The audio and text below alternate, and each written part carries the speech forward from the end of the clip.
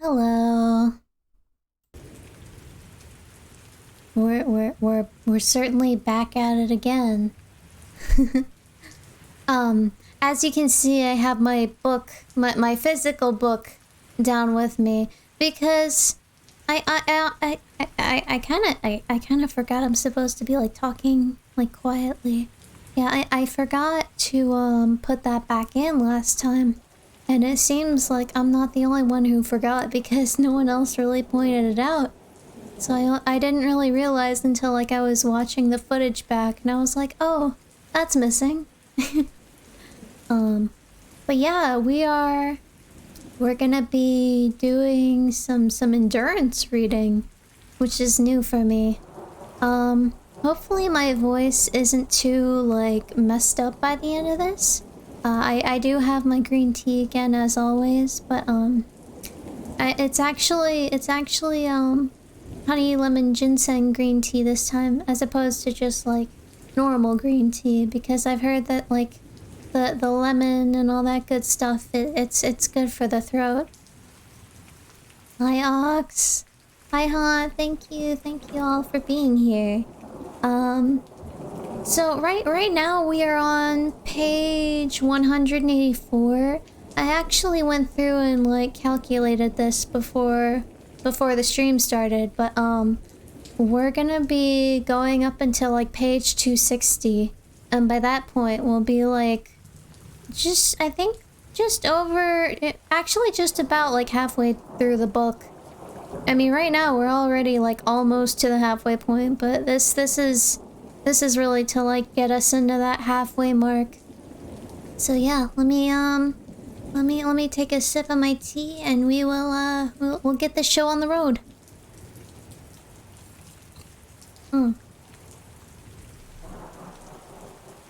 Still trying to set it down very quietly, because even though I have my mic stand like on the far side of the desk, I still get a little worried about like accidentally peeking and stuff, but I'm sure it'll be fine. Okay, here we go. But this time, she didn't take her anger out on him. She came into his room, her coat still on, but now unzipped. She began to pace rapidly back and forth, not even looking his way. The piece of paper was still in her hand, and every now and then she would shake it in front of her own nose, as if in self-chastisement.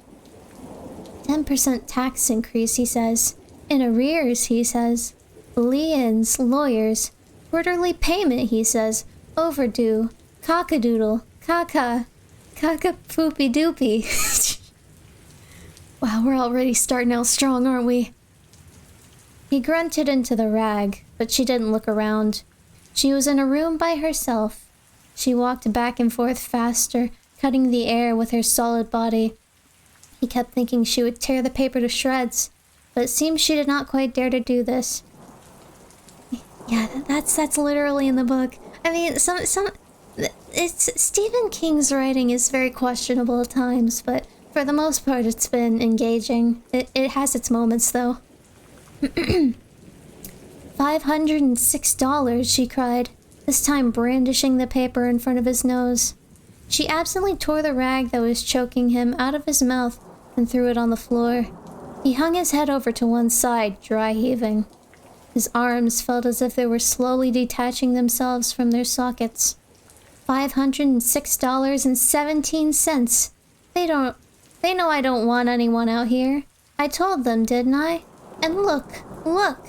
He dry heaved again, making a desperate burping sound. If you vomit, I guess you'll just have to lie in it. Looks like I've got other fish to fry.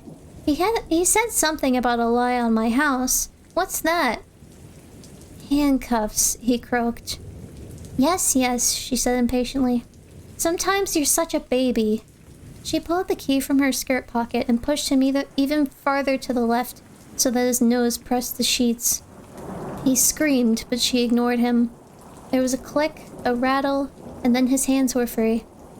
He sat up, gasping, then slid slowly down against his pillows, mindful to push his legs straight ahead as he did. There were pale furrows in his thin wrists. As he watched, they began to fill in red. Annie stuffed the cuffs absently into her skirt pocket, as if police restraints were found in most decent houses, like Kleenex or coat hangers. What's a lien? She asked again. Does that mean they own my house? Is that what it means? No, he said. It means that you... He cleared his throat and got another aftertaste of that fumy dust rag. His chest hitched as he dry heaved again. She took no notice of that. simply stood impatiently staring at him until he could talk. After a while, he could. Just means you can't sell it. Just? Just? You've got a funny idea of just, Mr. Paul Sheldon. But I suppose the troubles of a poor widow like me don't seem very important to a rich Mr. Smart Guy like you.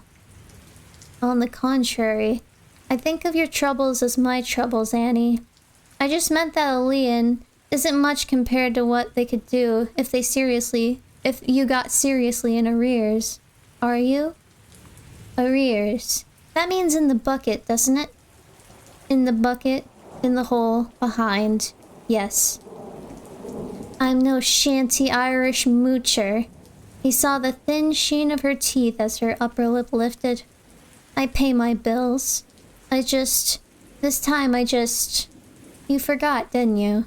You forgot just the way you keep forgetting to change February on that damned calendar. Forgetting to make the quarterly property tax payment is a hell of a lot more serious than forgetting to change the calendar page.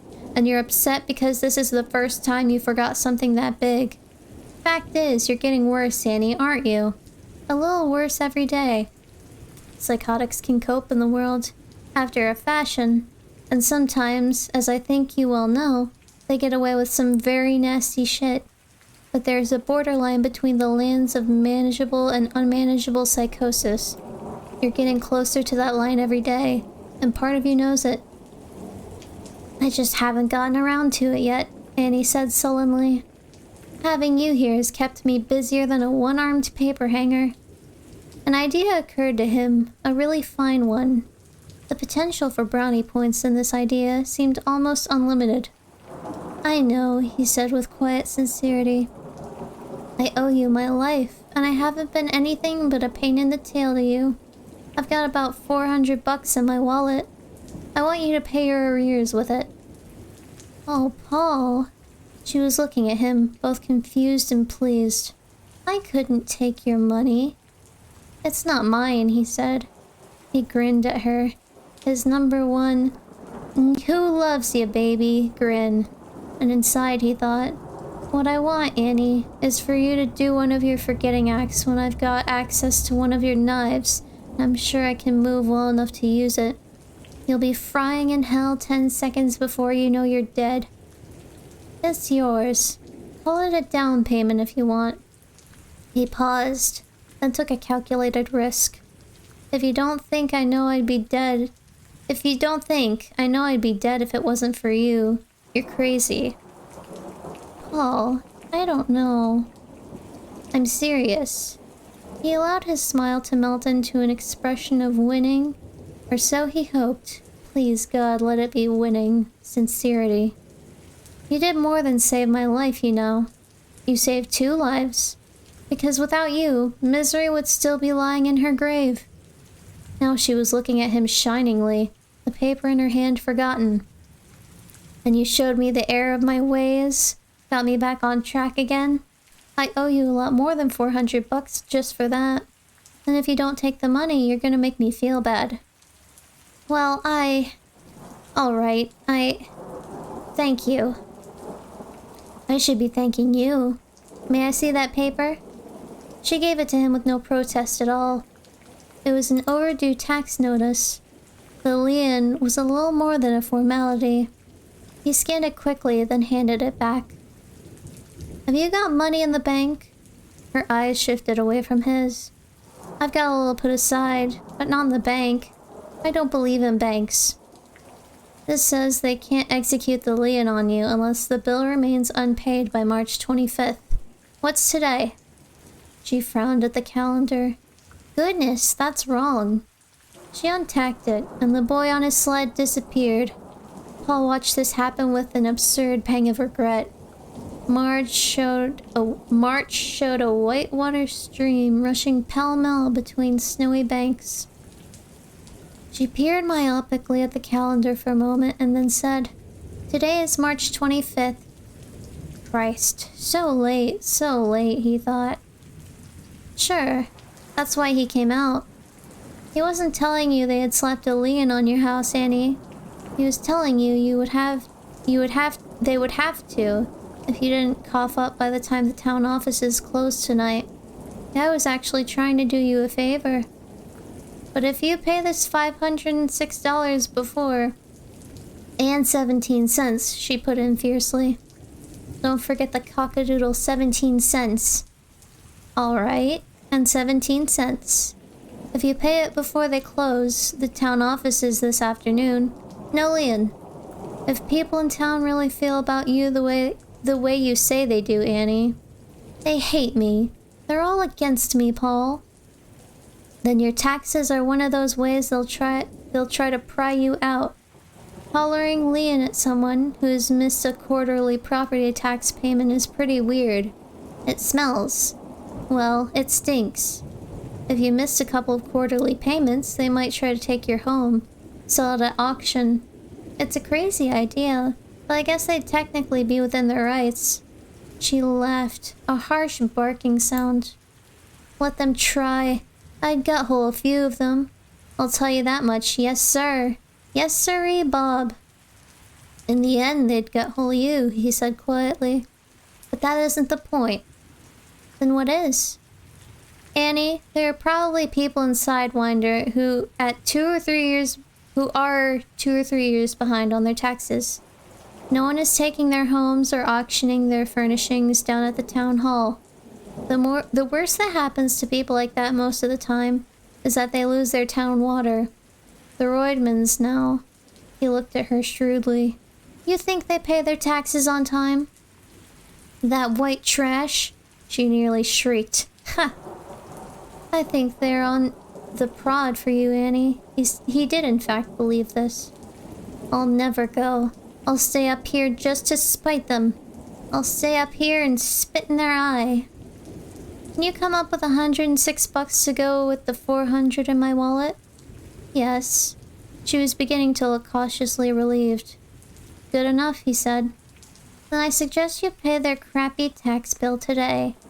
And while you're gone, I'll see what I can do about those damn streak marks on the floor. And when that's done, I believe I'll see if I can do anything about getting the fuck out of here, Annie. I'm a little tired of your hospitality. He managed to smile. I think there must be at least 17 cents there in the night table, he said. Okay, let me take a sip. I think I'm gonna do a sip break for like every chapter I do. I mean, they're not really chapters. Some of these are like a couple pages short. I wouldn't really call that a chapter.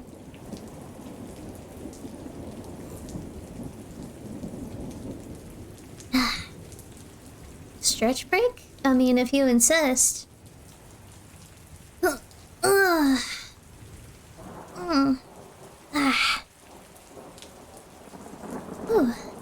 Yeah. I think we're making good pace. As long as I just, like, keep up the good work, I think we're gonna get to 260 pretty quickly. Alright. Oh, I always knew I always know that's gonna happen. I get a little hiccup after I take a sip. There was another one. Okay, anyways. Annie Wilkes had her own interior set of rules. In her way, she was strangely prim. She had made him drink water from a floor bucket, had withheld his medication until he was in agony, had made him burn the only copy of his new novel, had handcuffed him and stuck a rag reeking of furniture polish in his mouth. But she would not take the money from his wallet. She brought it to him, the old scuffed Lord Buston he'd had since college, and put it in his hands. All the idea had vanished. At that, she had not scrupled. He did not ask her about it, and seemed wiser not to. The idea was gone, but the money was still there. The bills, mostly 50s, crisp and fresh. With a clarity that was both surprising and somehow ominous, he saw himself pulling the Camaro up to the drive-in window of the Boulder Bank the day before he had finished Fast Cars and dropping his check for $450, made out to cash and endorsed on the back, into the tray. Perhaps even then the guys in the sweatshops had been talking vacation. He thought it likely. The man who had done that had been free and healthy and feeling good. and had been without the wit to appreciate any of those fine things. The man who had done that had eyed the drive-up teller with a lively, interested eye. Tall, blonde, wearing a purple dress that cupped her curves with a lover's touch. And she had eyed him back. What would she think, he wondered, of that man as he looked now, 40 pounds lighter and 10 years older, his legs a pair of crooked, useless horrors? Paul? He looked up at her, holding the money in one hand. There was 420 in all. Nice. Yes. She was looking at him with that disconcerting expression of maternal love and tenderness. Disconcerting because of the total solid blackness underlying it. Are you crying, Paul? He brushed his teeth with his cheek. He brushed his cheek with his free hand, and yes, there was moisture there. He smiled and handed her the money. A little. I was thinking about how good you've been to me. Oh, I suppose a lot of people wouldn't understand, but I think I know. Her own eyes glistened as she leaned forward and gently touched his lips. He smelled something on her breath, something from the dark and sour chambers inside her, something that smelled like dead fish. It was 1,000 times worse than the taste/smell of the dust rag. It brought back the memory of her sour breath. Breathe, goddammit, breathe! Blowing down his throat like a dirty wind from hell. His stomach clenched, but he smiled at her. I love you, dear, she said. Would you put me in my chair before you go? I want to write. Of course, she hugged him. Of course, my dear. See, that one was another short one. It's time for another sip already.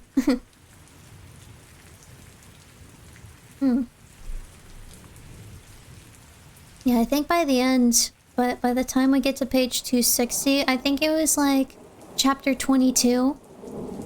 So we're at chapter 11 right now, so we're already like halfway through. Yeah, a lot of the descriptions in this book are very vivid, for better or for worse. Her tenderness did not extend to leaving the bedroom door unlocked, but this presented no problem. He was not half mad with pain and withdrawal symptoms this time.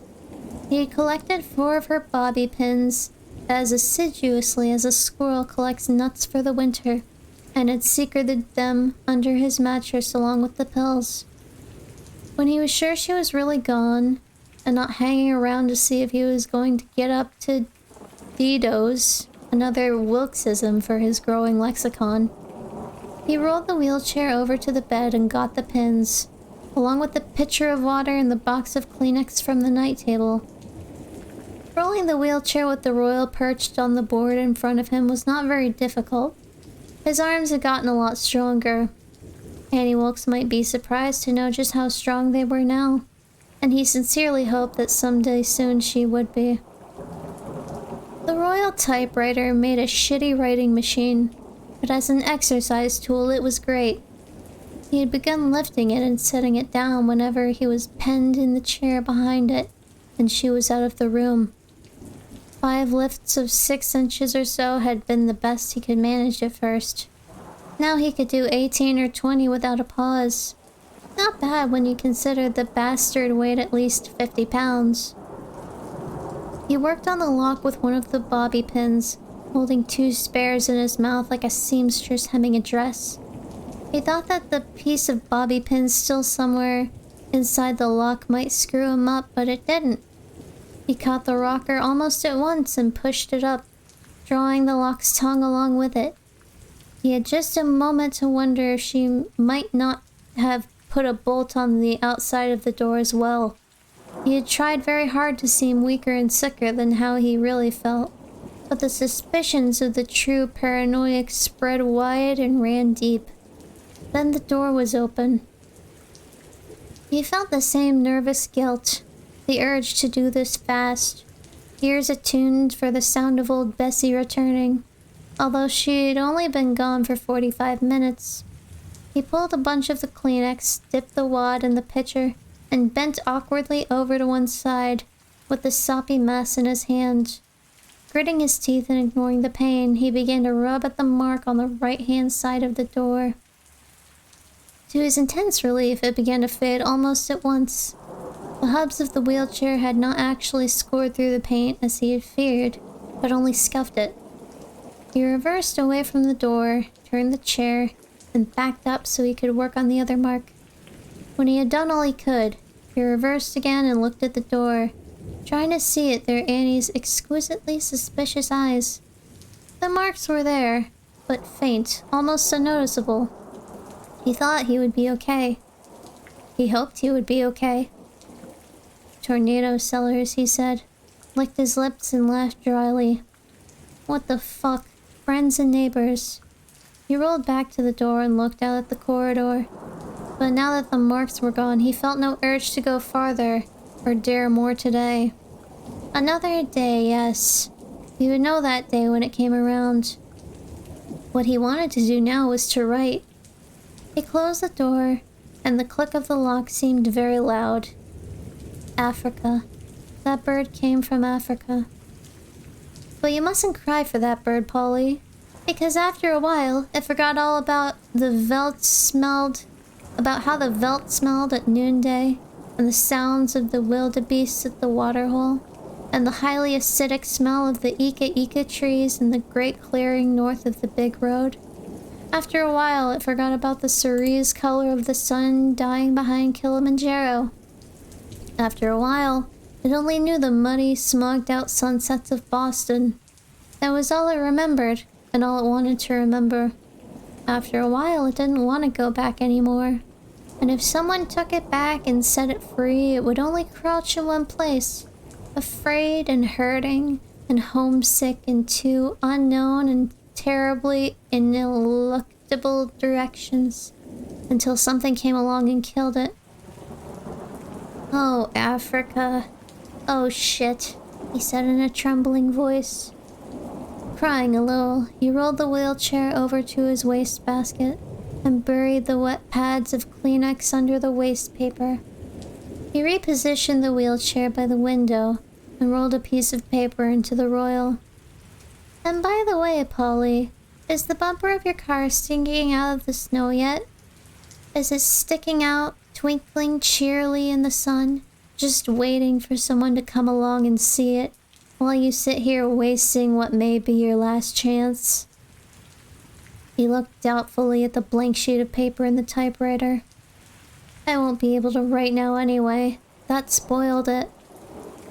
But nothing had ever spoiled it somehow. It could be spoiled. He knew that.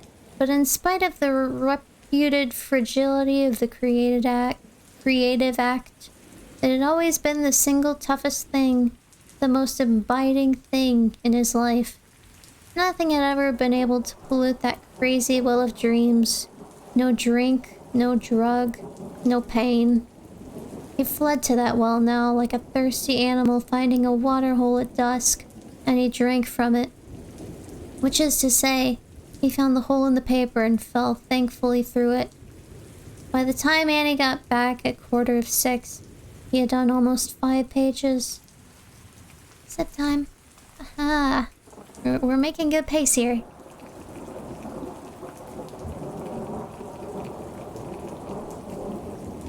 "10 more chapters to go, baby. Let's go." Ahem.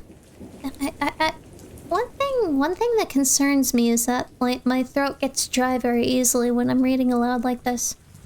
Even tea doesn't really do much to help, but I'm gonna try and look into that and see if I can do anything about that. During the next 3 weeks, Paul Sheldon felt surrounded by a queer electric peacefulness. His mouth was always dry. Damn, me too! Me too, bestie! I mean, I could take like another sip, a little quick one.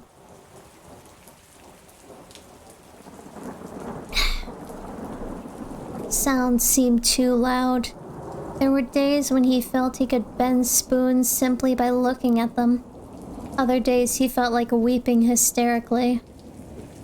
Outside this, separate of the atmosphere and apart from the deep, maddening itch of his healing legs. Its own serene thing, the work continued. The stack of pages to the right of the royal grew steadily taller. Before this strange experience, he had considered 4 pages a day to be his optimum output. On fast cars, it had usually been 3, and only 2 on many days, before the final finishing sprint. But during this electric 3-week period, which came to an end with the rainstorm of April 15th, Paul averaged 12 pages a day. 7 in the morning, 5 more in an evening session. If anyone in his previous life, for so he had come to think of it without even realizing it, had suggested he could work at such a pace, Paul would have laughed. When the rain began to fall, he had 267 pages of Misery's Return. First draft stuff, sure, but he had scanned through it and thought it was amazingly clean for a first. Part of the reason was that he was living an amazingly straight life. No long, muddled nights spent bar hopping, followed by long, muddled days spent drinking coffee and orange juice, and gobbling vitamin B tablets. Days when if his glance so much as happened upon his typewriter, he would turn away shuddering. No more waking up next to a big blonde or redhead he'd usually picked up somewhere the night before. A lass who usually looked like a queen at midnight, and a goblin at 10 the next morning rather. No more cigarettes. He had once asked for them in a timid and tentative voice, and she had given him a look of such utter darkness that he had told her at once to forget it. He was Mr. Clean. No bad habits. Except for his Codeine Jones, of course. Still haven't done anything about that, have we, Paul? No distractions. Here I am, he thought once. The world's only monastic druggie. Up at 7, down 2 novel with juice. At 8 o'clock breakfast came, served at Monsieur's bedside. A single egg, poached or scrambled, 3 days a week. High-fiber cereal the other 4 days. Then into the wheelchair, over to the window, find the hole in the paper. Fall into the 19th century, when men were men and women wore bustles.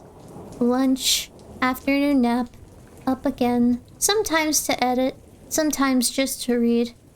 She had everything Somerset Maugham?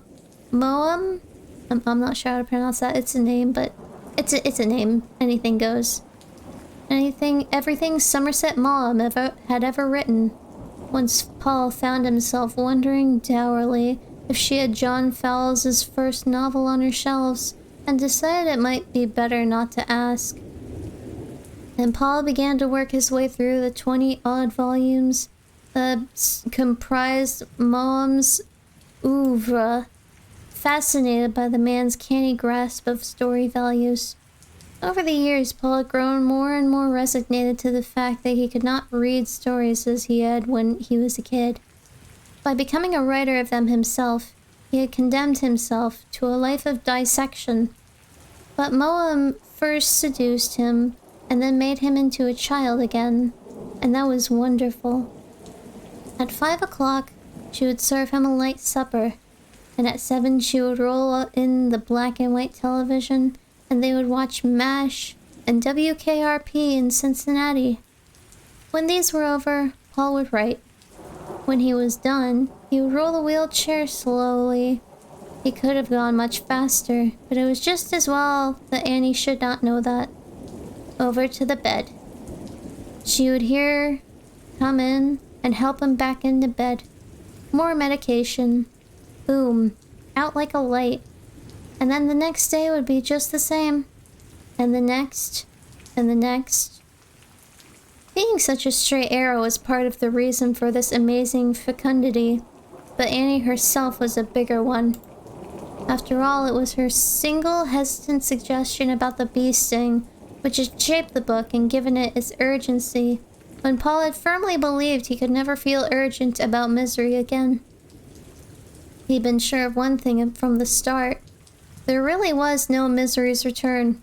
His attention had been focused only on finding a way to get the bitch out of her grave without cheating, before Annie decided to inspire him by giving him an enema with a handful of Ginsu knives. Minor matters such as what the fucking book was supposed to be about would have to wait.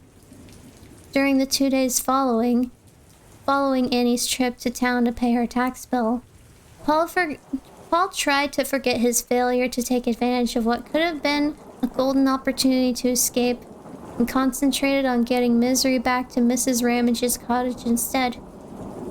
Taking her to Joffrey's home was no good. The servants, most notably Joffrey's gossipy butler Tyler, would see and talk. Also, he needed to establish the total amnesia which had been caused by the shock of being buried alive. Amnesia? Shit, the chick could barely talk. Sort of a relief given Misery's usual burblings. So, what's next? The bitch was out of her grave.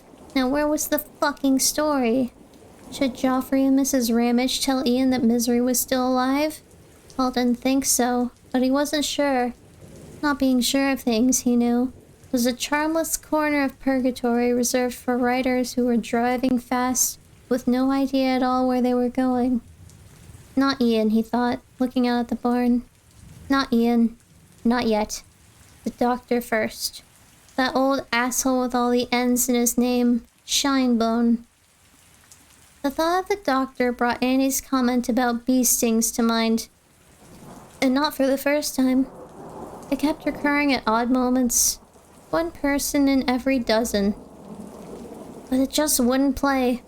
2 unrelated women in neighboring townships, both allergic to stings in the same rare way.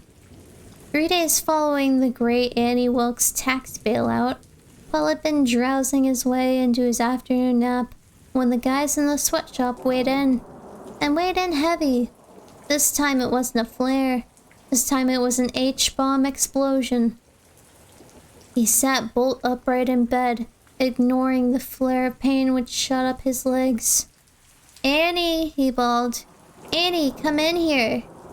He heard her thump down the stairs 2 at a time, and then run down the hallway. Her eyes were wide and scared when she came in. "Paul, what's wrong? Are you cramping? Are you—" "No," he said. But of course he was. His mind was cramping. "No, Annie. I'm sorry if I scared you, but you gotta help me into this chair." Mighty fuck, I got it. The dreaded F word was out before he could help it, but this time it didn't seem to matter.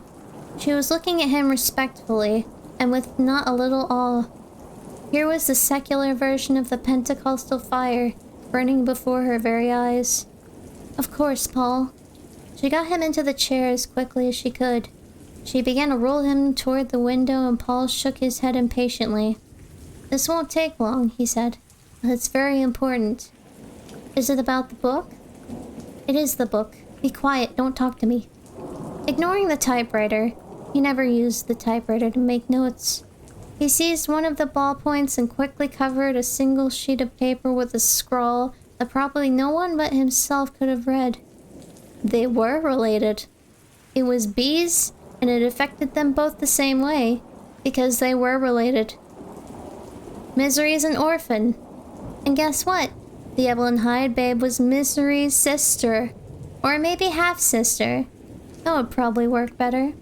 Who gets the first hint? Shinny? No. Shinny's a ninny. Mrs. R. She can go see Charles E.H.'s mommy, and now he was struck by an idea of such intense loveliness, in terms of the plot at least, that he looked up, mouth open, eyes wide.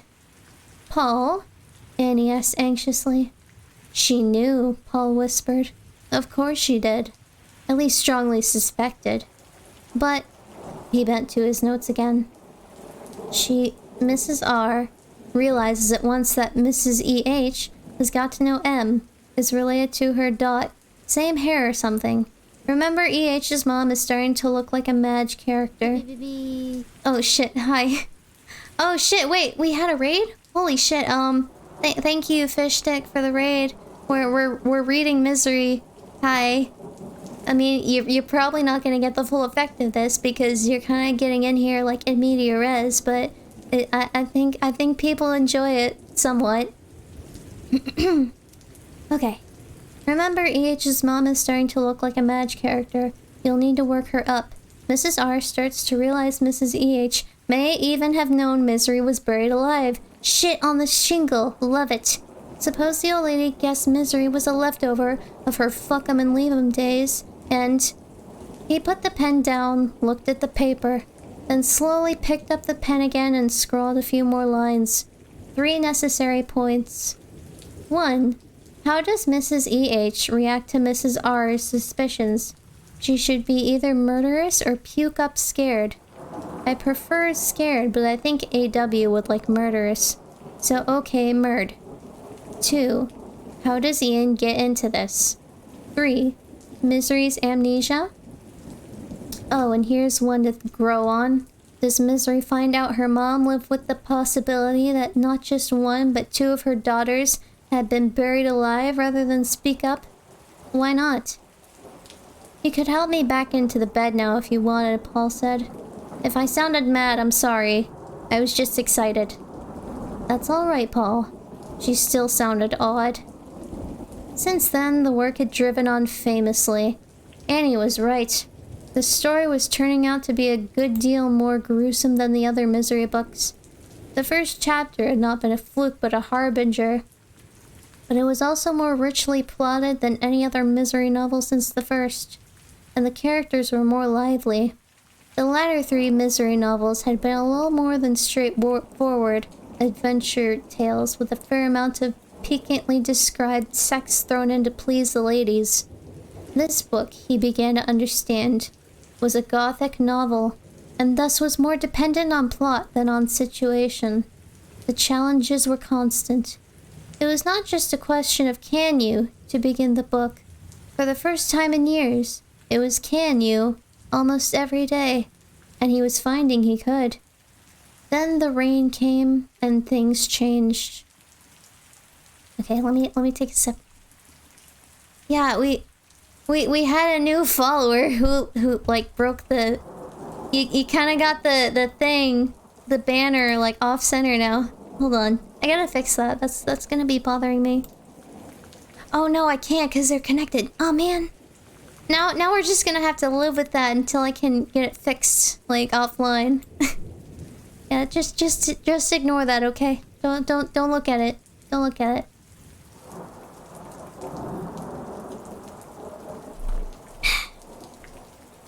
You know, another thing I was thinking about, I was thinking about, I mean, I actually already ordered it, but I got I ordered a thing to keep my tea warm, like a little mug warmer. I think that's gonna come in handy for streams like this, cause, I mean, tea is a lot more effective when it's still hot. And right now it's starting to cool off. Just something to think about. From the 8th of April until the 14th, they enjoyed an unbroken run of fine weather. The sun beamed down from a cloudless sky, and temperatures sometimes rose into the mid-60s. Brown patches began to appear in the field behind Annie's neat red barn. Paul hid behind his work and tried not to think about his car, the discovery of which was already overdue. His work did not suffer, but his mood did. He felt more and more that he was living in a cloud chamber, breathing an atmosphere thick with uncoalesced electricity. Whenever the Camaro stole into his mind, he immediately called the brain police and had the thought led away in handcuffs and leg irons. Trouble was, the nasty thing had a way of escaping and coming back time and time again, in one form or another. One time he dreamed that Mr. Rancho Grande returned to Annie's place.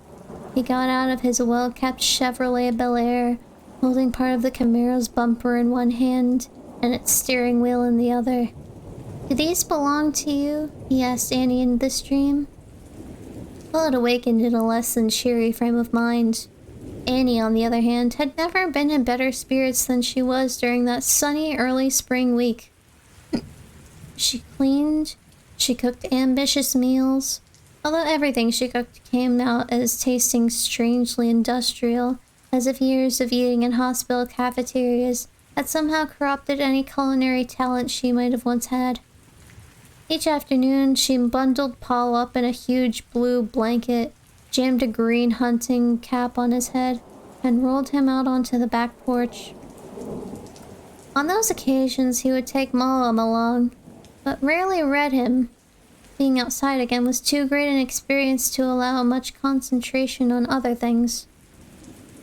Mostly he just sat, smelling sweet, cool air instead of the bedroom's stale indoor smell, sly with sick-room undertones, listened to the drip of the icicles, and watched the cloud shadows roll slowly and steadily across the melting field. That was somehow best of all. Annie sang in her on-pitch but queerly tuneless voice. She giggled like a child at the jokes on MASH and WKRP, laughing especially hard at the jokes which were mildly off-color, which in the case of WKRP was most of them. She filled in tirelessly as Paul finished chapters 9 and 10. The morning of the 15th dawned windy and dull with clouds, and Annie changed. Perhaps, Paul thought, it was the falling barometer. It was as good an explanation as any. She did not show up with his medication until 9 o'clock, and by then he needed it quite badly. So badly that he had been thinking of going into his stash. There was no breakfast, just the pills.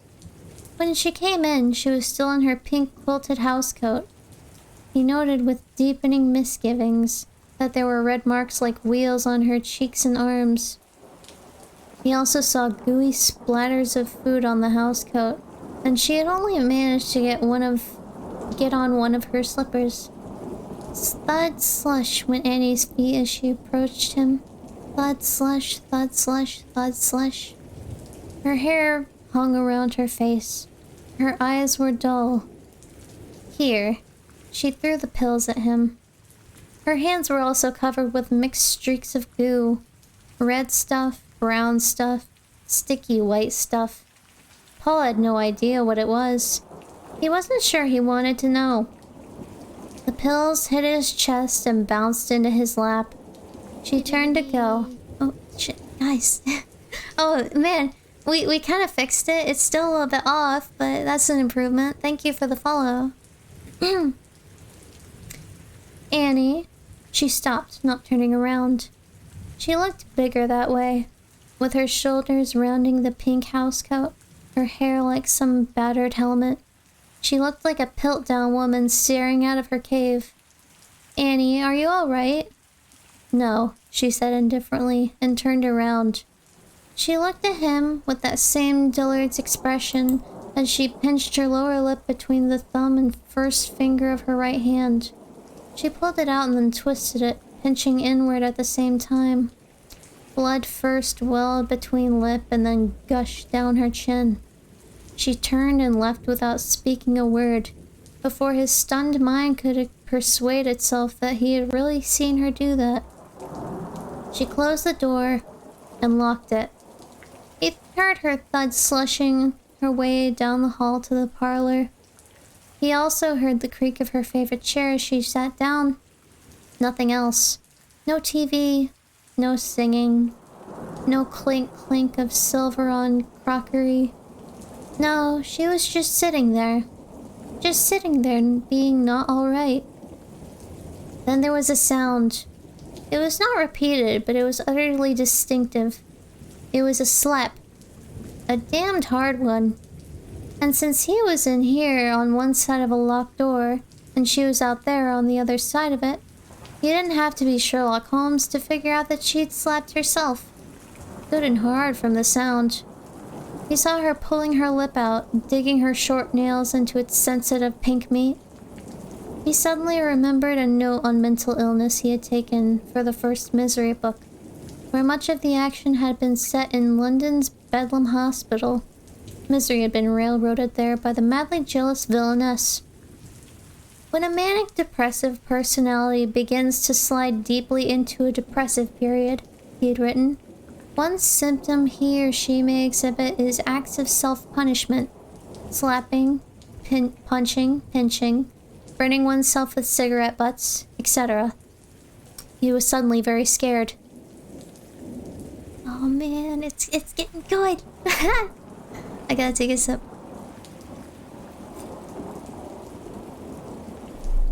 Oh, here we go. Paul remembered an essay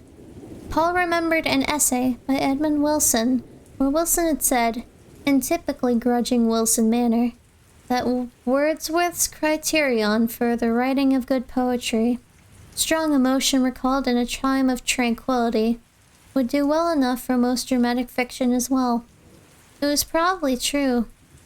Paul had known writers who found it impossible to write after so much as a minor marital spat, and he himself usually found it impossible to write when upset. But there were times when a kind of reverse effect obtained. These were times when he had gone to work not just because the work ought to be done, but because it was a way to escape whatever was upsetting him. These were usually occasions when rectifying the source of the upset was beyond him. This was one of those occasions. When she still hadn't returned to put him in his chair by 11 that morning, he determined to get into it himself. Getting the typewriter off the mantel would be beyond him, but he could write longhand. He was sure he could hoist himself into the chair. Knew it was probably a bad idea to let Annie know he could. But he needed his other fix, goddammit, and he could not write lying here in bed. He worked himself over to the edge of the bed, made sure the wheelchair brake was on, then grasped its arms and pulled himself slowly into the seat. Pulling his legs up onto the supports one at a time was the only part that hurt. He rolled himself over to the window and picked up his manuscript. The key rattled in the lock. Annie was looking in at him. Her eyes burned black holes in her face. Her right cheek was swelling up, and it looked like she was going to have a hell of a shiner in the morning. There was red stuff around her mouth and on her chin. For a moment, Paul thought it was more blood from her torn lip, and then he saw the seeds in it. It was raspberry jam or raspberry filling, not blood. She looked at him. Paul looked back. Neither said anything for a time. Outside, the first drops of rain splattered against the window. "If you can get into that chair all by yourself, Paul," she said at last, "then I think you can fill in your own fucking ends." She then closed the door and locked it again. Paul sat looking at it for a long time, almost as if there were something to see. He was too flabbergasted to say anything else. Or to do anything else, rather. Alright. It's getting interesting again.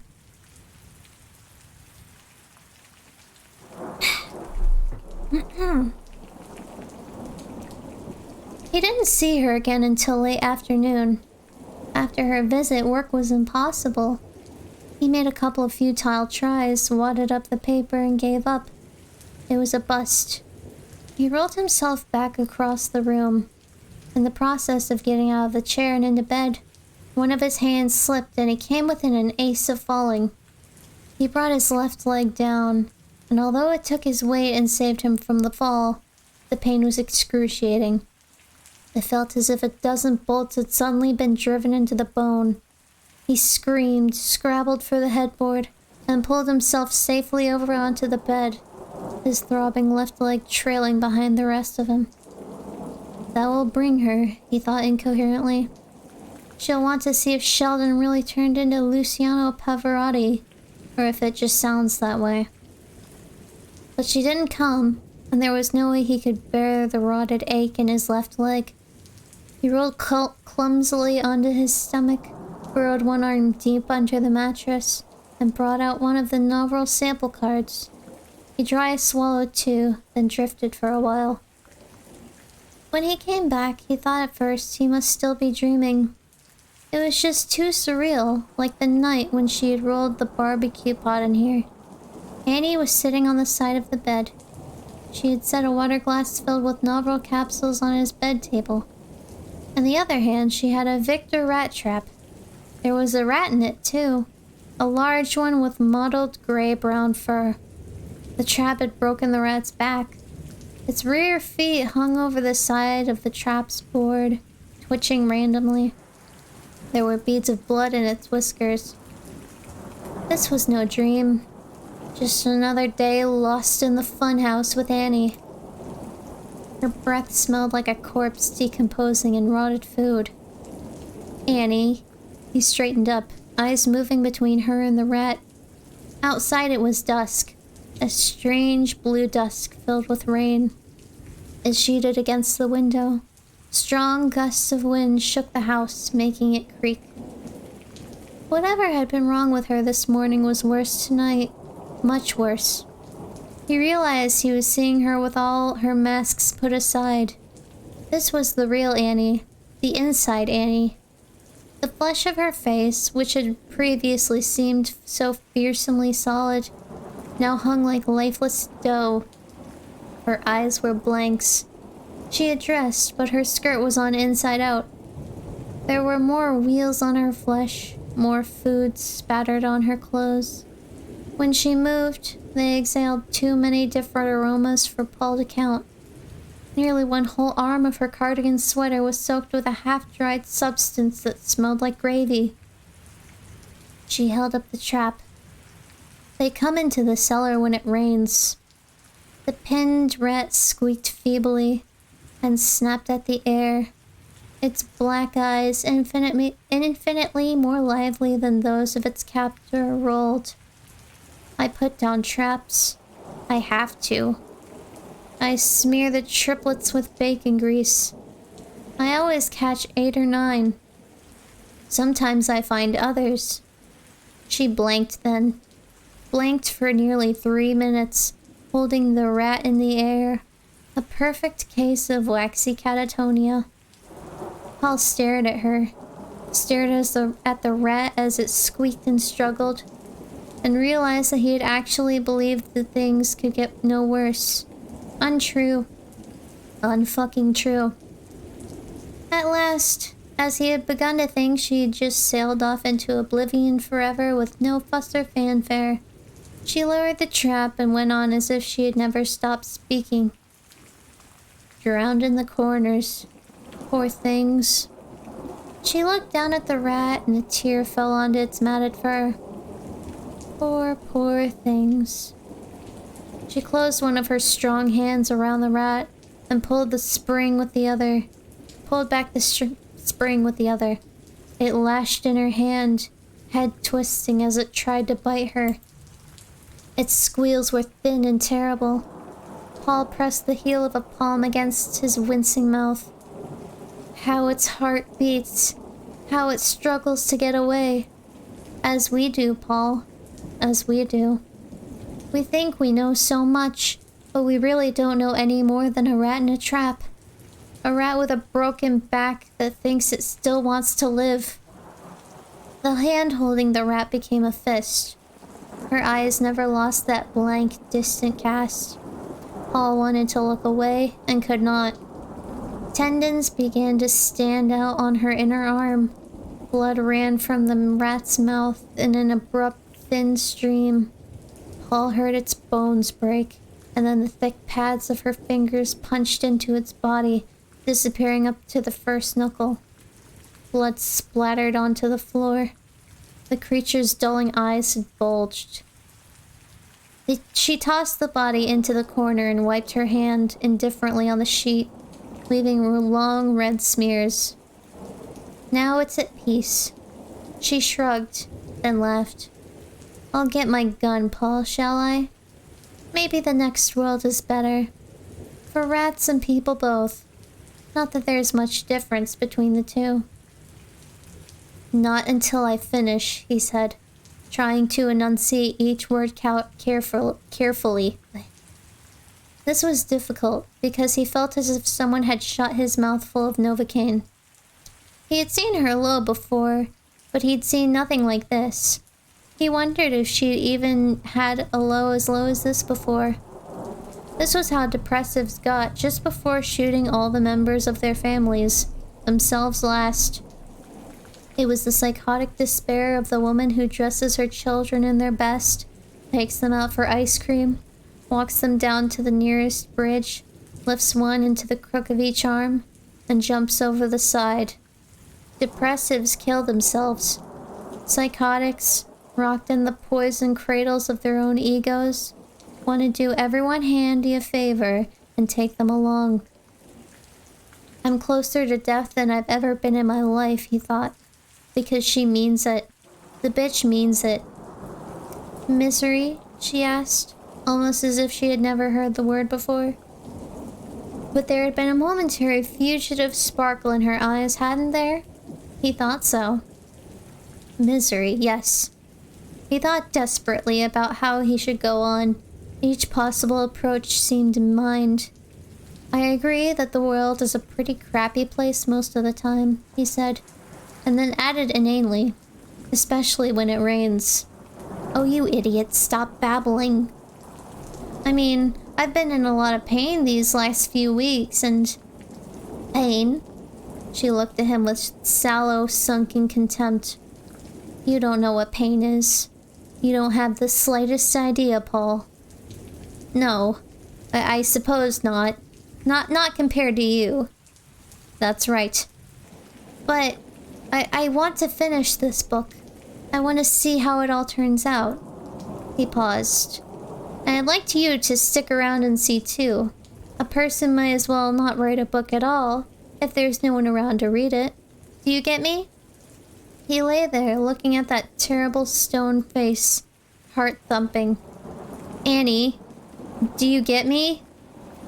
Yes, she sighed. I do want to know how it comes out. That's the only thing left in the world that I still want, I suppose. Slowly, apparently unaware of what she was doing, she began to suck the rat's blood from her fingers. Paul jammed his teeth together and grimly told himself he would not vomit. Would not. It's like waiting for the end of one of those chapter plays. She looked around suddenly, the blood on her mouth like lipstick. Let me offer again, Paul. I can get my gun. I can end all of this for both of us. You're not a stupid man. You know I can never let you leave here. You've known that for some time, haven't you? Don't let your eyes waver. If she sees your eyes waver, she'll kill you right now. Yes, but it always ends, doesn't it, Annie? In the end, we all swing. A ghost of a smile at the corners of her mouth. She touched his face briefly with some affection. I suppose you think of escape. So does a rat in a trap, I'm sure, in its way. But you're not going to, Paul. You might if this was one of your stories, but it's not. I can't let you leave here. But I could go with you. And suddenly, for just a moment, he thought of saying, All right, Annie, go ahead. Let's just call it off. Then his need and will to live, and there was still quite a lot of each in him, rose up and clamored the momentary weakness away. Weakness was what it was. Weakness and cowardice. Fortunately or unfortunately, he did not have the crutch of mental illness to fall back on. Thank you, he said. But I want to finish what I've started. She sighed and stood up. All right. I suppose I must have known you would, because I see I brought you some pills, although I don't remember doing it.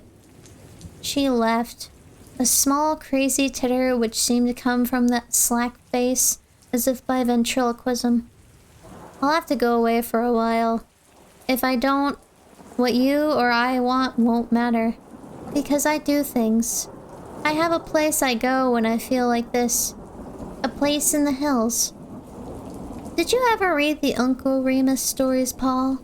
He nodded. Do you remember Brer Rabbit telling Brer Fox about his laughing place? Yes. That's what I call my place up country. My laughing place. Remember how I said I was coming back from Sidewinder when I found you? He nodded. Well, that was a fib. I fibbed because I didn't know you well then. I was really coming back from my laughing place.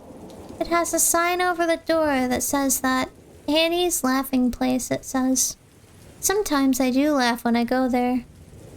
But mostly I just scream. How long will you be gone, Annie? She was drifting dreamily toward the door now. I can't tell.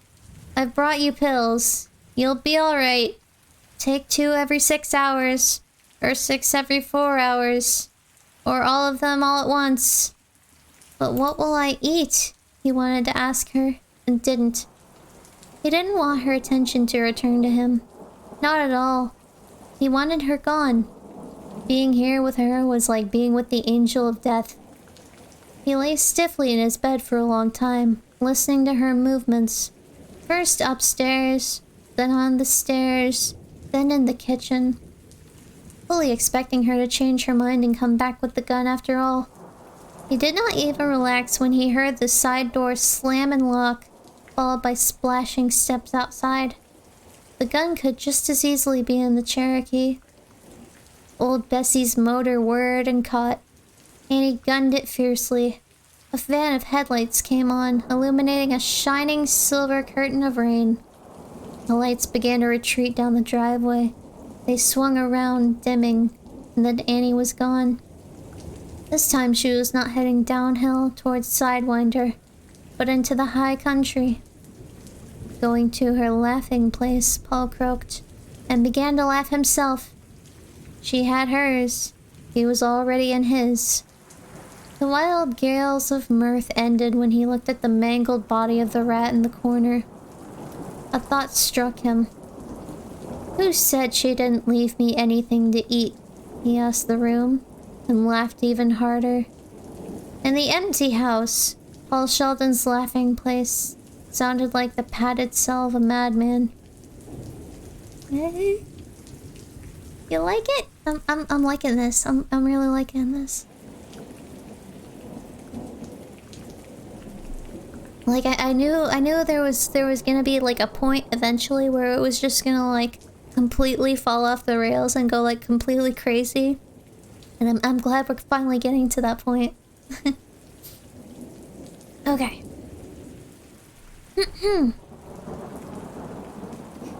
2 hours later, Paul jimmied the bedroom's lock again, and for the second time forced the wheelchair through the doorway that was almost too small. For the last time, he hoped. He had a pair of blankets in his lap. All the pills he had cached under the mattress were wrapped in a Kleenex tucked into his underwear. He meant to get out if he could, rain or no rain. This was his chance, and this time he meant to take it. Sidewinder was downhill, and the road would be slippery in the rain, and it was darker than a mine shaft. He meant to try it all the same. He hadn't lived the life of a hero or a saint, but he did not intend to die like an exotic bird in a zoo. He vaguely remembered an evening he'd spent drinking scotch with a gloomy playwright named Bernstein at the Lion's Head, down in the village. And if he lived to see the village again, he would get down on whatever remained of his knees and kiss the grimy sidewalk of Christopher Street.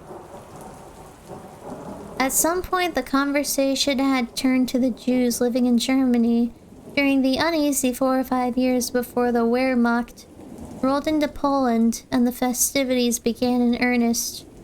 Paul remembered telling Bernstein, who had lost an aunt and a grandfather in the Holocaust, that he didn't understand why the Jews in Germany, hell, all over Europe, but especially in Germany, hadn't gotten out while there was still time. They were not, by and large, stupid people, and many had had first-hand experience of such persecution. Surely they had seen what was coming, so why had they stayed? Bernstein's answer had struck him as frivolous and cruel and incomprehensible. Most of them had pianos. We Jews are very partial to the piano. When you own a piano, it's harder to think about moving. Now he understood. Yes. At first it was his broken legs and crushed pelvis. Then, God help him, the book had taken off. In a crazy way, he was even having fun with it. It would be easy, too easy, to blame everything on his broken bones or the dope, when in fact so much of it had been the book. That and the droning passage of days with their simple convalescent pattern. Those things, but mostly the stupid goddamn book, had been his piano. What would she do if he was gone when she came back from her laughing place? Burn the manuscript? I don't give a fuck, he said. And this was almost the truth. If he lived, he could write another book. Recreate this one even if he wanted to. But a dead man couldn't write a book any more than he could buy a new piano. He went into the parlor. It had been tidy before, but now there were dirty dishes stacked on every available surface. It looked to Paul as if everyone in the house must be here. Annie apparently not only pinched and slapped herself when she was feeling depressed, it looked like she really chowed down as well. Never mind cleaning up after. He half remembered the stinking wind that had blown down his throat during his time in the cloud and felt his stomach clench. Most of the remains were of sweet things. Ice cream had dried or was drying in many of the bowls and soup dishes. There were crumbs of cake and smears of pie on the plates. A mound of lime jello covered with a cracked glaze of dried whipped cream stood on top of the TV next to a 2-liter plastic bottle of Pepsi and a gravy boat. The Pepsi bottle looked almost as big as the nose cone of a Titan II rocket. Its surface was dull and smeary, almost opaque.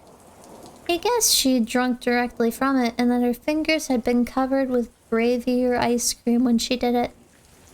He had not heard the clink of silverware, and that was not surprising because there was none here. Dishes and bowls and plates, but no cutlery.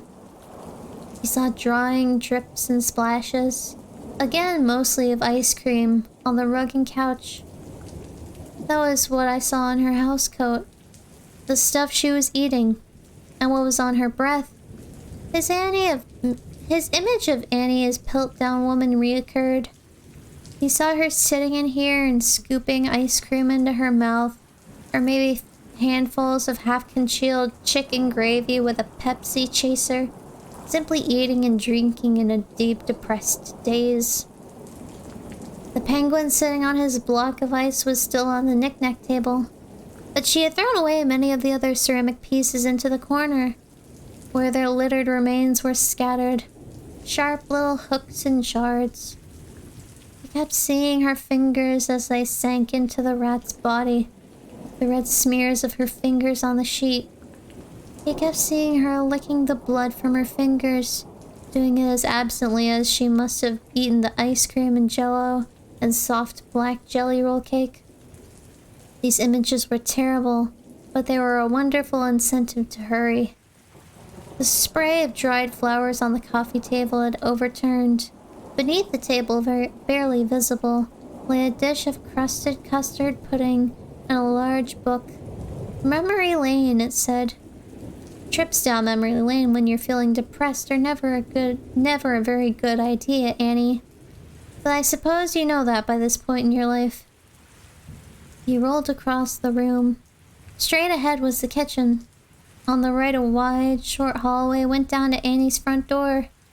Beside this hallway, a flight of stairs went up to the second floor.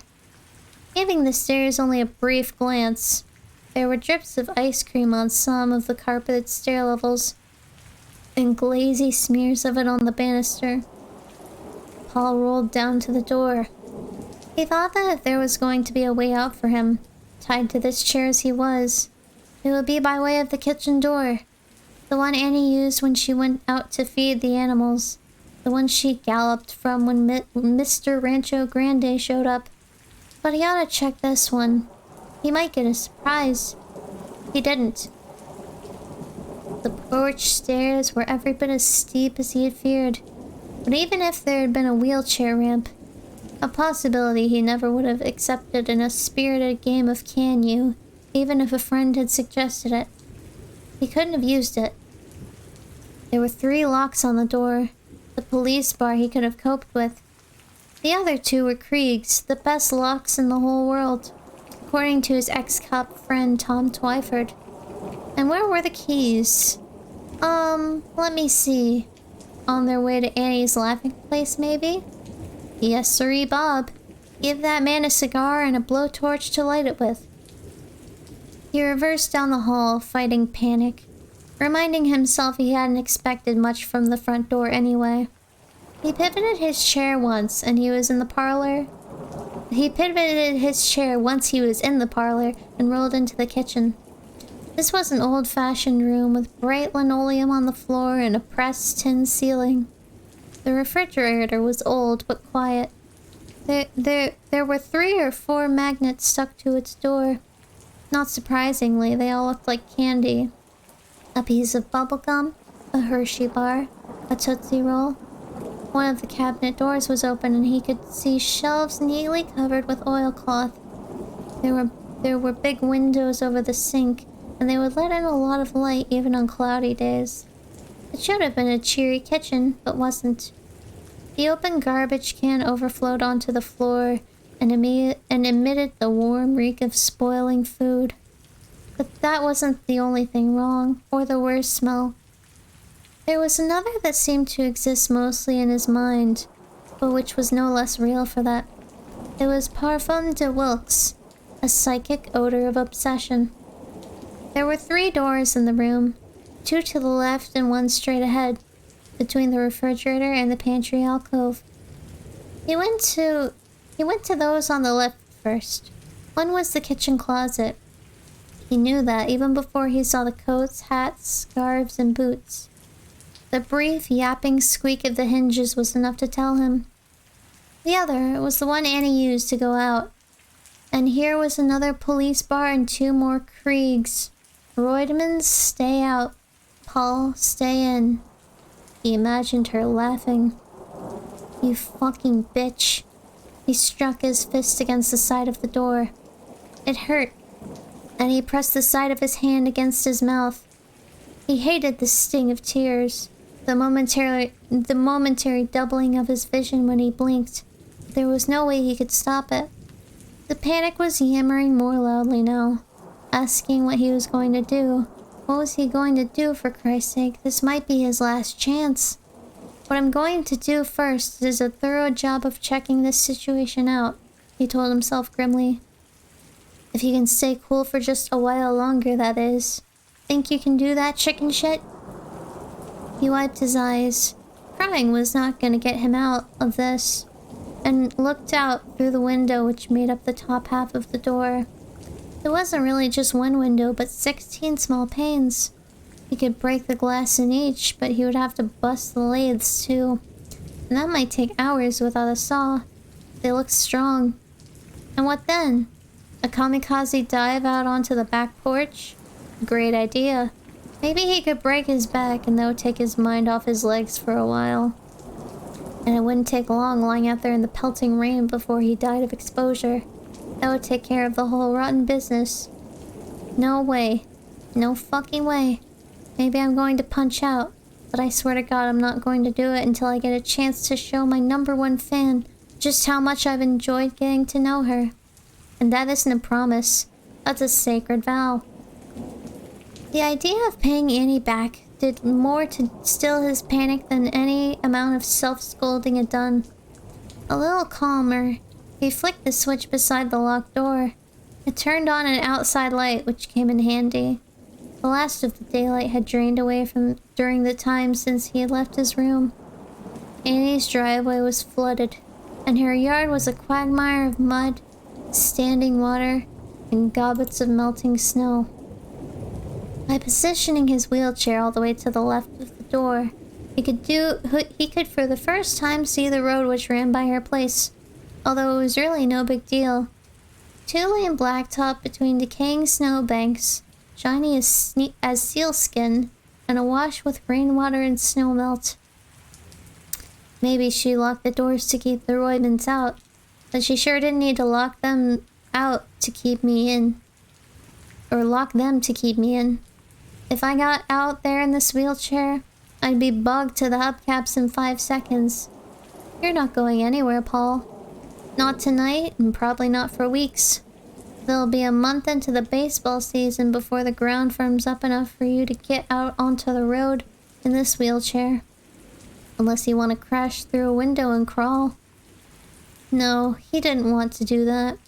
It was too easy to imagine how his shattered bones would feel after 10 or 15 minutes of wriggling through cold puddles and melting snow like a dying tadpole. And even supposing he could make it out of the road, what were his chances of flagging down a car? The only two he'd ever heard out there, other than old Bessie, had been El Rancho Grande's Bel Air, and the car which had scared the shit out of him passing the house on the first occasion he had escaped his guest room. He turned off the outside light and rolled across to the other door, the one between the refrigerator and the pantry. There were 3 locks on this one as well, and it didn't even open on the outside, or at least not directly. There was another light switch beside this door. Paul flicked it and saw a neat shed addition, which ran the length of the house on its windward side. At one end was a wood pile and a chopping block with an axe buried in it. And at the other was a work table and tools hung on pegs. To its left there was another door. The bulb out there wasn't terribly bright, but it was bright enough for him to see another police bolt and another 2 Krieg locks on that door as well. The Roydmans, everybody, all out to get me. I don't know about them, he said to the empty kitchen, but I sure am. Giving up on the doors, he rolled into the pantry. Before he looked at the food stored on the shelves, he looked at the matches. There were 2 cartons of paperbook matches, and at least 24 boxes of diamond blue tips neatly stacked up. For a moment, he considered simply lighting the place on fire, began to reject the idea as his most ridiculous yet, and then saw something which made him reconsider it briefly. In here was yet another door, and this one had no locks on it. He opened it and saw a set of steep, rickety stairs, pitching and yawing their way into the cellar. An almost vicious smell of dampness and rotting vegetables rose from the dark. He heard low squeaking sounds and thought of her saying, "They come into the cellar when it rains. I put down traps. I have to." He slammed the door shut in a hurry. A drop of sweat trickled down from his temple and ran stinging into the corner of his right eye. He knuckled it away. Knowing that door must lead to the cellar, and seeing that there were no locks on it, had made the idea of torching the place seem even momentarily more rational. He could maybe shelter there, but the stairs were too steep. The possibility of being burned alive if Annie's flaming house collapsed into the cellar hole before the Sidewinder fire engines could get here was too real. And the rats down there. The sound of the rats was somehow the worst. How its heart beats, how it struggles to get away. As we do, Paul. As we do. Africa, Paul said, and didn't hear himself say it. He began to look at the cans and bags of food in the pantry, trying to assess what he could take with the least chance of raising her suspicions next time she came out here. Part of him understood exactly what this assessment meant. He had given up the idea of escape. Only for the time being, his troubled mind protested. No, and a deeper voice responded implacably. Forever, Paul, forever. I will never give up, he whispered. Do you hear me? Never. Oh no? The voice of the cynic whispered sardonically. Well, we'll see, won't we? Yes, they would see. Oh, that was a long one. Yeah, good night, Ox. Hey, thanks for coming along.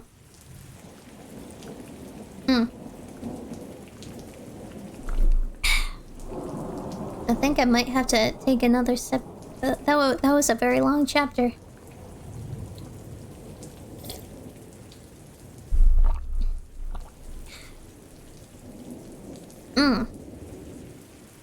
Alright, let's see.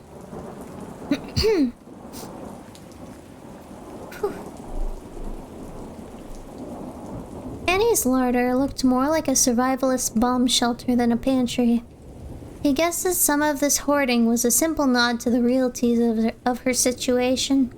She was a woman alone living in the high country, where a person might reasonably expect to spend a certain period, maybe only a day, but sometimes as long as a week or even two, cut off from the rest of the world. Probably even those cockadoodle Roydmans had a pantry that would make a homeowner from another part of the country raise his or her brows. But he doubted if the cockadoodle Roydmans or anyone else up here had anything which came close to what he was now looking at. This was no pantry. This was a goddamn supermarket. He supposed there was a certain symbolism in Annie's pantry. The ranks of goods had something to say about the murkiness of the borderline between the sovereign state of reality and the People's Republic of Paranoia. In this current situation, however, such niceties hardly seemed worth examination. Fuck the symbolism. Go for the food. Yes, but be careful. It wasn't just a matter of what she might miss. He must take no more than she could reasonably hope to hide. Than he could reasonably hope to hide. If she came back suddenly. And how else did he think she would come? Her phone was dead, and he somehow doubted if Annie would send him a telegram or flowers by wire. But in the end, what she might miss in here or find in his room hardly mattered. After all, he had to eat. He was hooked on that too. Sardines. There were lots of sardines in those flat rectangular cans with the key under the paper. Good. He would have some of those. Tins of deviled ham. No keys, but he could open a couple of cans in her kitchen and eat those first. Bury the empties deep in her overflowing garbage. There was an open package of sun-made raisins containing smaller boxes, which the ad copy on the torn cellophane wrapper called mini snacks. Paul added 4 of those mini snacks to the growing stash in his lap, plus single-serving boxes of cornflakes and Wheaties. He noted there were no single-serving boxes of pre-sweetened cereals. If there had been, and he had chowed them down on her last binge. On the higher shelf was a pile of Slim Jims, as neatly stacked as the kindling in Annie's shed. He took 4, trying not to disturb the pyramidal structure of the pile, and ate one of them greedily, relishing the salty taste and the grease. He tucked the wrapping into his underwear for later disposal. His legs were beginning to hurt. He decided that if he wasn't going to escape or burn the house down, he ought to go on back to his room. An anticlimax, but things could get worse. He could take a couple of pills and then wait until he got drowsy. Then he could go to sleep. He doubted if she would be back tonight. Far from abating, the storm was gaining strength. The idea of writing quietly and then sleeping with the knowledge that he was perfectly alone, that Annie was not going to burst in with some wild idea or even wilder demand, held great appeal, anticlimax or not. He reversed out of the pantry, pausing to turn off the light, reminding himself that he must rinse, put everything back in order as he made his retreat. If he ran out of food before she came back, he could always return for more. Like a hungry rat, right, Polly? But he must not forget how careful he must be. It would not do to forget the simple fact that he was risking his life every time he left his room. Forgetting that would not do at all. Okay. Take another sip. I think you can kind of hear my voice starting to, give out. I really hope this heals by the morning. I'm sure it'll be fine, though.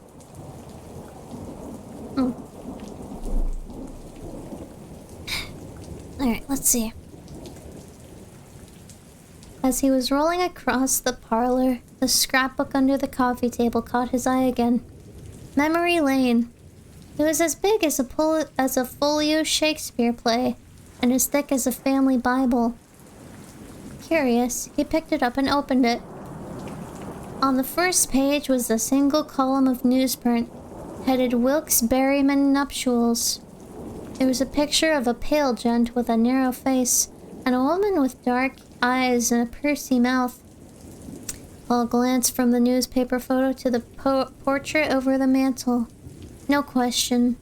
The woman identified in the clipping as Chrysilda Berryman. Now there's a name worthy of a misery novel, he thought. Was Annie's mother.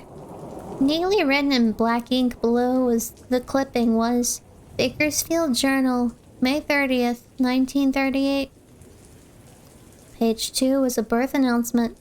Paul Emery Wilkes, born in Bakersfield Receiving Hospital, May 12th, 1939. Father, Carl Wilkes. Mother, Chrysilda Wilkes. The name of Annie's older brother gave him a start. He must have been the one with whom she had gone to the movies and seen the chapter plays. Her brother had been Paul, too. Page 3 announced the birth of Anne Marie Wilkes, date of birth April 1st, 1943, which made Annie just past her 44th birthday. The fact that she had been born on April Fool's Day did not escape Paul. Outside, the wind gusted. Rain tore against the house. Fascinated, his pain temporarily forgotten, Paul turned the page. The next clipping let me redo that. The next clipping was from page 1 of the Bakersfield Journal. The photo showed a fireman on a ladder, silhouetted against a background of flames billowing from the window of a frame building. 5 die in apartment house fire.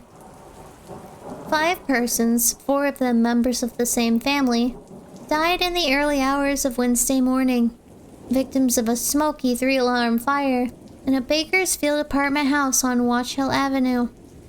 3 of them were children: Paul Krenmitz 8, Frederick Krenmitz 6, and Allison Krenmitz 3. The 4th was their father, Adrian Krenmitz 41. Mr. Krenmitz rescued the surviving Krenmitz child, Laureen Krenmitz, who is 18 months old. According to Mrs. Jessica Krenmitz, her husband put the youngest of their 4 children in her arms and told her, "I'll be back with the others in a minute or 2. Pray for us." "I never saw them again," she said. The 5th victim, Irving Thalman, 58, was a bachelor who lived on the top floor of the building. The 3rd floor apartment was vacant at the time of the fire. The Carl Wilkes family, at first listed as missing, left the building Tuesday night because of a water leak in the kitchen. "I weep for Mrs. Krenmitz and her loss," Chrysilda Wilkes told a Journal reporter. "But I thank God for sparing my husband and my own 2 children." Centralia Fire Chief Michael Owen said that the fire began in the apartment building's basement. When asked about the possibility of arson, he said, "It's more likely that the wino crept into the basement, had a few drinks, and accidentally started the fire with a cigarette. He probably ran instead of trying to put the fire out and 5 people died. I hope we catch up with the bum." When asked about leads, Owen said, "The police have several, and they are following up hard and fast, I can tell you." Same neat black ink below the clipping. October 28th, 1954. Paul looked up. He was totally still, but a pulse beat rapidly in his throat. His bowels felt loose and hot. Little brats. 3 of the dead were children. Mrs. Krenmitz's 4 brats downstairs. Oh, Christ. Oh, no. Oh, no. Oh, Christ, no. I used to hate those little brats. She was just a kid. Not even in the house. She was 11. Old enough and bright enough, maybe, to spill some kerosene around a cheap liquor bottle, then light a candle, and put the candle in the middle of the kerosene. Maybe she didn't even think it would work. Maybe she thought the kerosene would evaporate before the candle burned all the way down. Maybe she thought they'd get out alive, only wanted to scare them into moving. But she did it, Paul. She fucking did it. And you know it. Yes, he supposed he did. And who would suspect her? He turned the page. Here was yet another Bakersfield Journal clipping. This one dated July 19th, 1957. It featured a picture of Carl Wilkes, looking slightly older. One thing was clear. It was as old as he was ever going to get. The clipping was his obituary. Bakersfield accountant dies in freak fall. Carl Wilkes, a lifelong Bakersfield resident, died shortly after being admitted to Hernandez General Hospital last night. He apparently stumbled over a pile of loose clothing, which had been left on the stairs earlier, while on his way down to answer the phone. Dr. Frank Camley, the admitting physician, said that Wilkes died of multiple skull fractures and a broken neck. He was 44. Wilkes is survived by his wife Crisilda, a son, Paul, 18, and a daughter, Anne, 14. When Paul turned to the next page, he thought for a moment that Annie had pasted in 2 copies of her father's obituary, out of sentiment or by accident. He thought this latter the more likely possibility of the two. But this was a different accident, and the reason for their similarity was simplicity itself. Neither had really been an accident at all.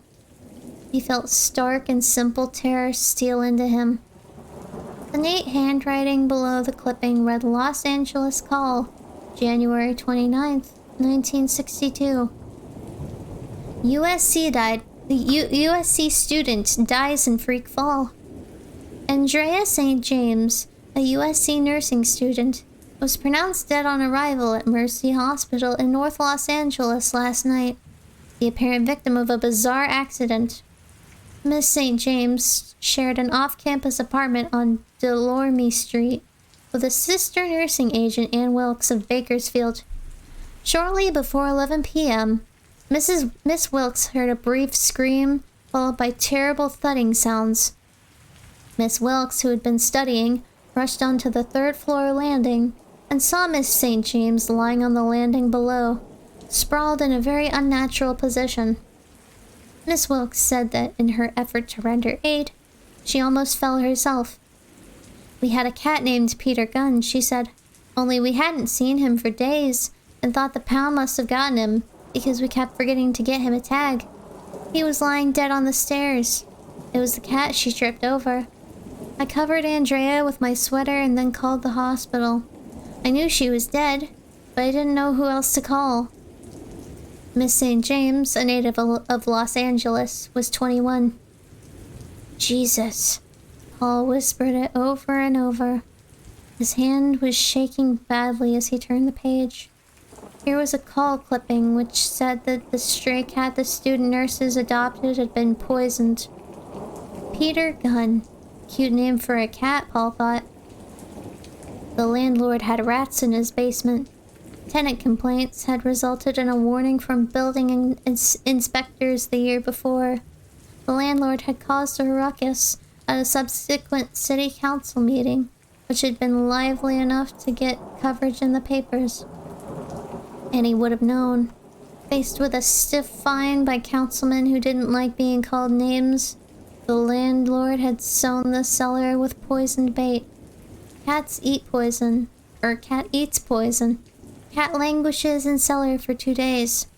Cat then crawls as close to his mistresses as possible before expiring and killing one of said mistresses.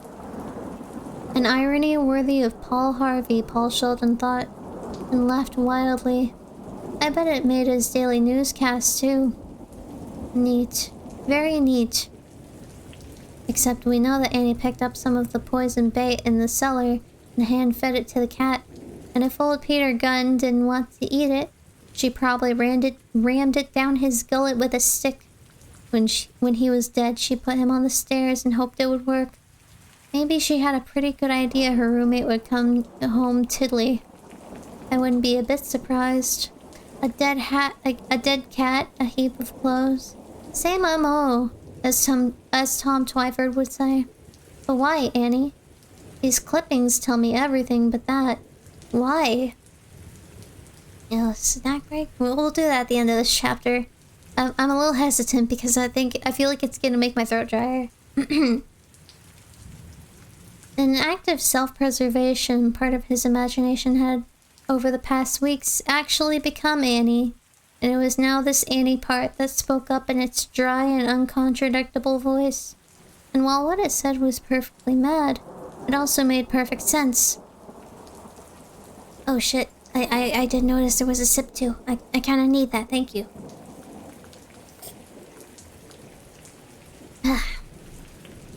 I killed her because she played her radio late at night. I killed her because of the dumb name she gave the cat. I killed her because I got tired of seeing her soul kissing her boyfriend on the couch, and with his hand shoved so far up her skirt, he looked like he was prospecting for gold. I killed her because I caught her cheating. I killed her because she caught me cheating. The specifics don't matter, do they? I killed her because she was a cockadoodle brat, and that was reason enough.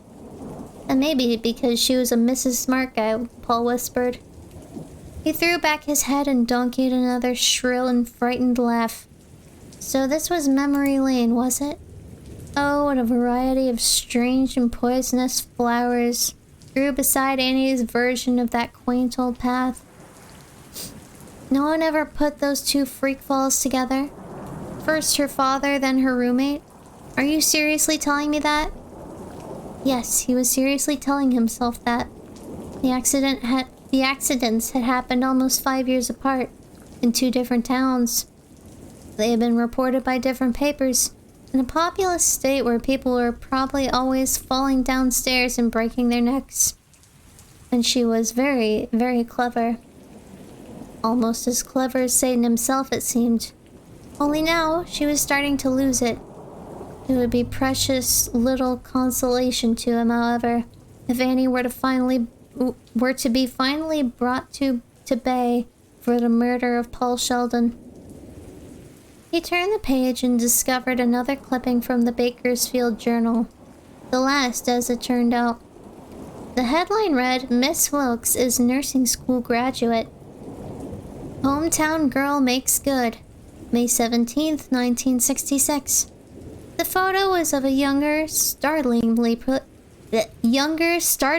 pretty Annie Wilkes, wearing a nurse's form and cap. Nurse's uniform. I'm starting to get off track. Wearing a nurse's uniform and cap, smiling into the camera. It was a graduation photograph, of course. She had graduated with honors. Only had to kill one roommate to do it, too, Paul thought, and donkeyed his shrill, frightened laugh. The wind gusted around the side of the house as if in answer. Mom's picture chattered briefly on the wall. The next cutting was from the Manchester, New Hampshire Union Leader, March 2nd, 1969. It was a simple obituary which seemed to have no connection with Annie Wilkes at all. Ernest Gonyar, age 79, had died in St. Joseph's Hospital. No exact cause of death given. After a long illness, the obit said. Survived by his wife, 12 children, and what looked like about 400 grandchildren and great-grandchildren. There was nothing like the rhythm method for producing all descendants great and small, Paul thought, and donkeyed again. She killed him. That's what happened to good old Ernie. Why else is his obituary here? This is Annie's Book of the Dead, isn't it? Why, for God's sake, why? With Annie Wilkes, that is a question which has no sane answer, as you well know. Another page, another Union Leader obit. March 19th, 1969. The lady was identified as Hester Queenie Bolafont, 84. In the picture, she looked like something whose bones might have been exhumed from the La Brea tar pits. The same thing that had gotten Queenie seemed that like that. The same thing that had gotten Ernie had gotten Queenie. Seemed like that long illness shit was going around. Like Ernie, she had expired at St. Joe's. Viewings at 2 p.m. and 6 p.m. on March 20th at Foster's funeral home. Interment at Mary Sire Cemetery on March 21st at 4 p.m. Ought to have had a special rendition of Annie, Won't You Come Out Here, sung by the Mormon Tabernacle Choir, Paul thought, and did the donkey some more. There were 3 more Union leader obits on the following pages. 2 old men who had died of that perennial favorite long illness. The third was a woman of 46 named Paulette Simo.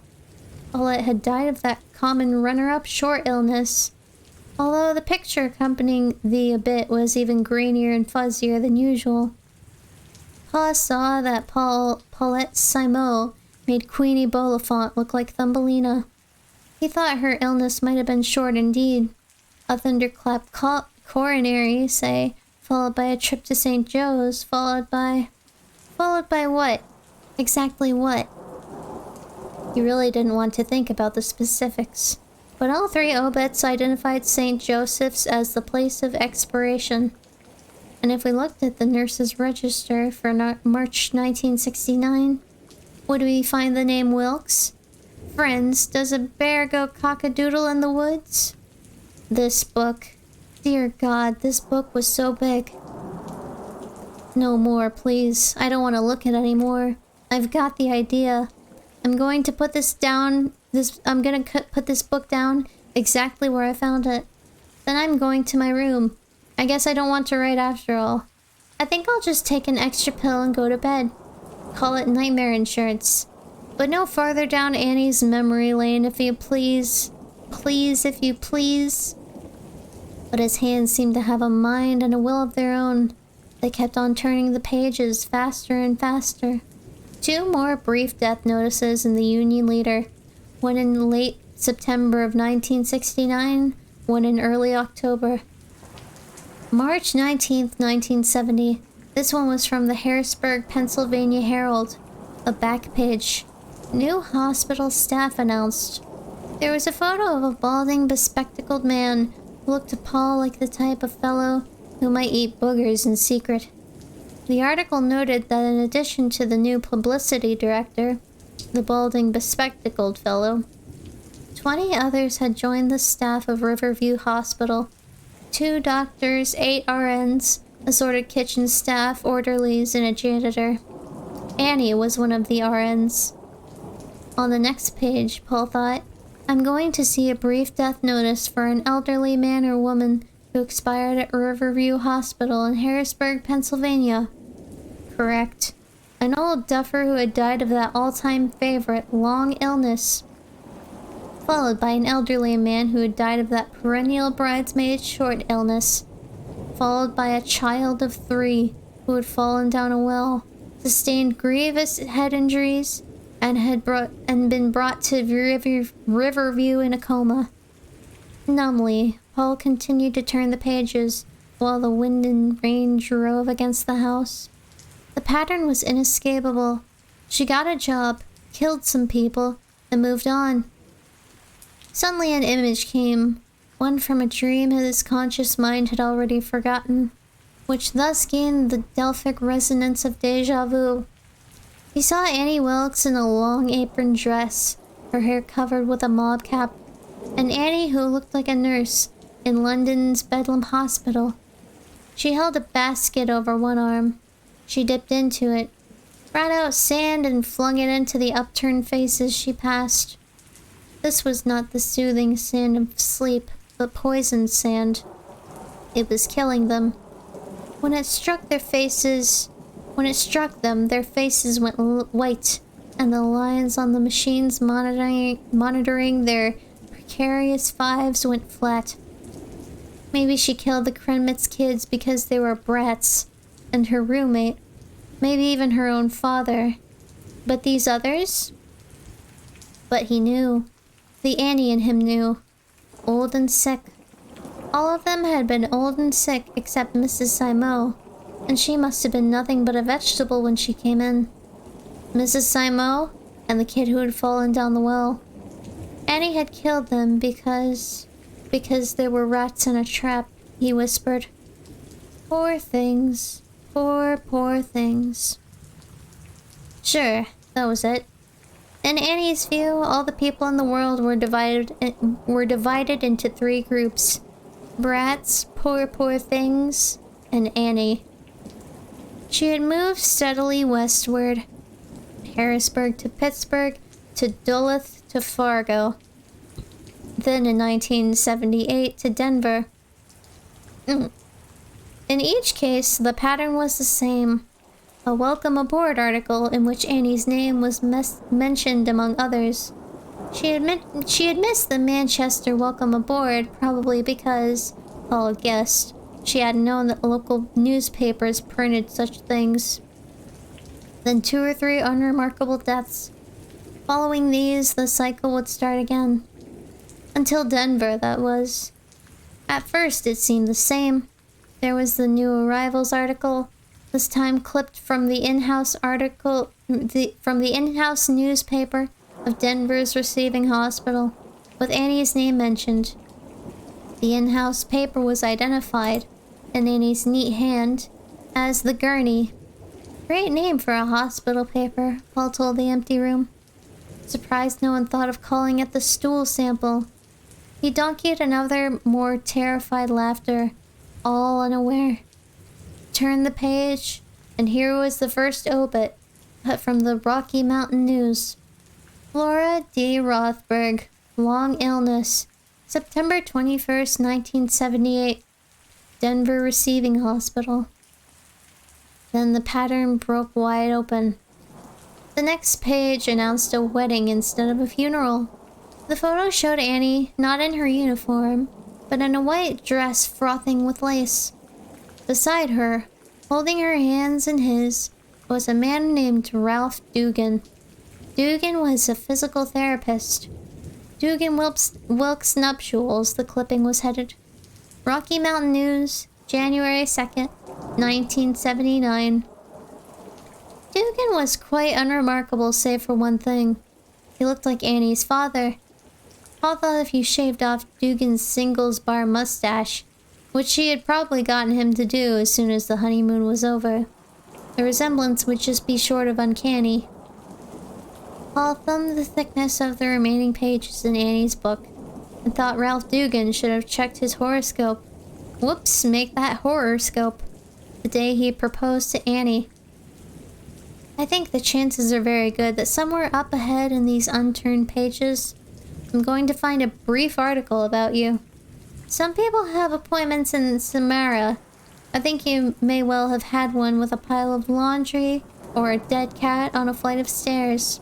A dead cat with a cute name. But he was wrong. The next clipping was a new arrivals from the Nederland newspaper. Nederland was a small town just west of Boulder. Not all that far from here, Paul judged. For a moment, he couldn't find Annie in the short, name-filled clipping, and then he realized he was looking for the wrong name. She was here, but had become part of a socio-sexual corporation called Mr. and Mrs. Ralph Dugan. Paul's head snapped up. Was that a car coming? No, just the wind. Surely the wind. He looked back down at Annie's book. Ralph Dugan had gone back to helping the lame, the halt, and the blind at Arapahoe County Hospital. Presumably, Annie went back to that time-honored nurse's job of giving aid and comfort to the grievously wounded. Now the killing starts, he thought. The only real question is about Ralph. Does he come at the beginning, or the middle, or at the end? But he was wrong again. Instead of an obit, the next clipping showed a Xerox of a realtor's one-sheet. In the upper left corner of the ad was a photo of a house. Paul recognized it only by the attached barn. He had, after all, never seen the house itself from the outside. Beneath in Annie's neat, firm hand, earnest money paid, March 3rd, 1979. Papers passed March 18th, 1979. Retirement home? Paul doubted it. Summer place? No. They couldn't afford the luxury. So, well, maybe it was just a fantasy, but try this. Maybe she really loves old Ralph Dugan. Maybe years passed and she still can't smell cockadoodle on him. Something has sure changed. There have been no obituaries since. He flicked back to see. Since Laura Rothberg in September 1978, she stopped killing around the same time she met Ralph. But that was then and this is now. Now the pressure is starting to build up again. The depressive interludes are coming back. She looks at the old people, the terminally ill, and she thinks about what poor things they are. And maybe she thinks it's this environment that's depressing me. The miles of tiled corridor, and the smells and the squeak of crepe-soled shoes, and the sounds of people in pain. If I could get out of this place, I'd be alright. So Ralph and Annie had apparently gone back to the land. He turned the page and blinked. Slashed into the bottom of the page was August 3rd. Wait. August 43rd, 1880. Fuck you. The paper, thick as it was, had torn in several places under the fury of the hand which had driven the pen. It was the divorces granted column from the Netherlands paper, but he had to turn it over to make sure that Annie and Ralph were a part of it. She had pasted it in upside down. Yes, here they were. Ralph and Annie Dugan. Grounds, mental cruelty. Divorced after a short illness, Paul muttered, and again looked up, thinking he had heard an approaching car. The wind, only the wind. Still, he'd better get back to the safety of his room. It wasn't just the worsening pain in his legs. He was edging toward a state of terminal freakout. But he bent over the book again. In a weird way, it was just too good to put down. It was like a novel so disgusting you just have to finish it. Annie's marriage had been dissolved in a much more legal fashion than Paul had anticipated. It seemed fair to say that the divorce really had been after a short illness. A year and a half of wedded bliss wasn't all that much. They had bought a house in March, and that was not a step you took if you felt that your marriage was falling apart. What happened? Paul didn't know. He could have made up a story, but a story was all it would have been. Then, reading the clipping again, he noticed something suggestive. Angela Ford from John Ford, Kristen Frawley from Stanley Frawley, Dana McLaren from Lee McLaren, and Ralph Dugan from Ann Dugan. There's this American custom, right? No one talks about it much, but it's there. Men propose in the moonlight. Women file in court. That's not always how it works, but usually that's it. So what tale does this grammatical structure have to tell? Angela's saying, slip out the back, Jack. Kristen is saying, make a new plan, Stan. Dana is saying, drop off the key, Lee. And what was Ralph, the only man who's listed first in this column, saying? I think maybe he was saying, let me the hell out of here. Maybe he saw the dead cat on the stairs, Paul said. Next page, another new arrivals article. This one was from the Boulder, Colorado Camera. There was a photograph of a dozen new staff members standing on the lawn of a Boulder hospital. Annie was in the second row, her face a blank white circle under her cap with its black stripe. Another opening of another show. The date underneath was March 9th, 1981. She had retaken her maiden name. Boulder. That's where Annie really had gone crazy.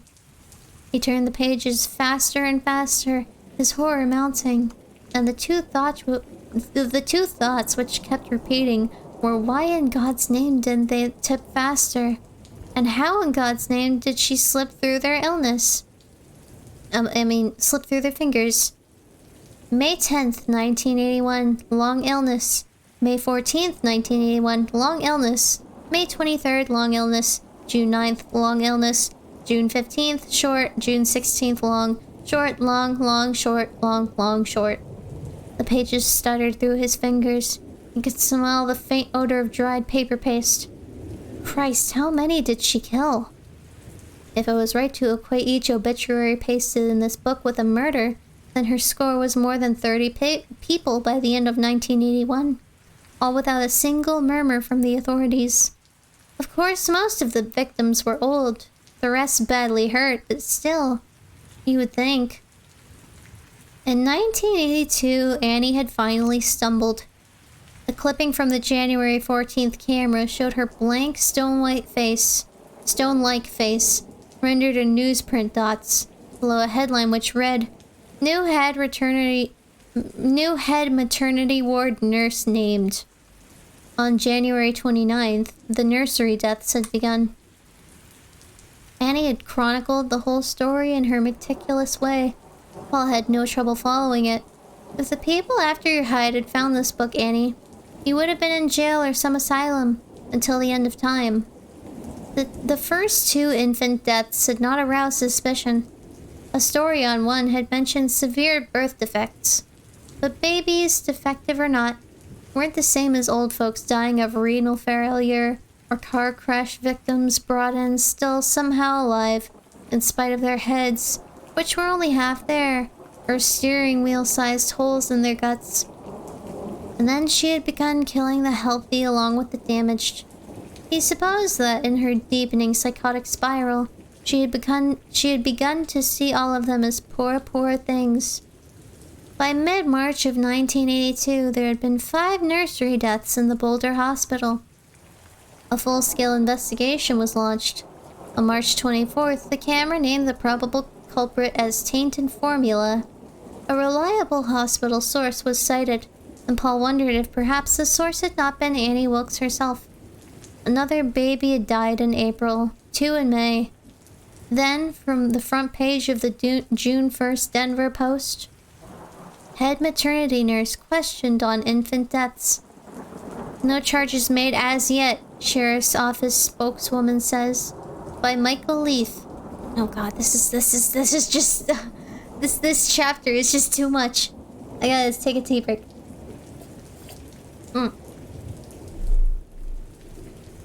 I mean, we're less than 30 pages away, but goddamn.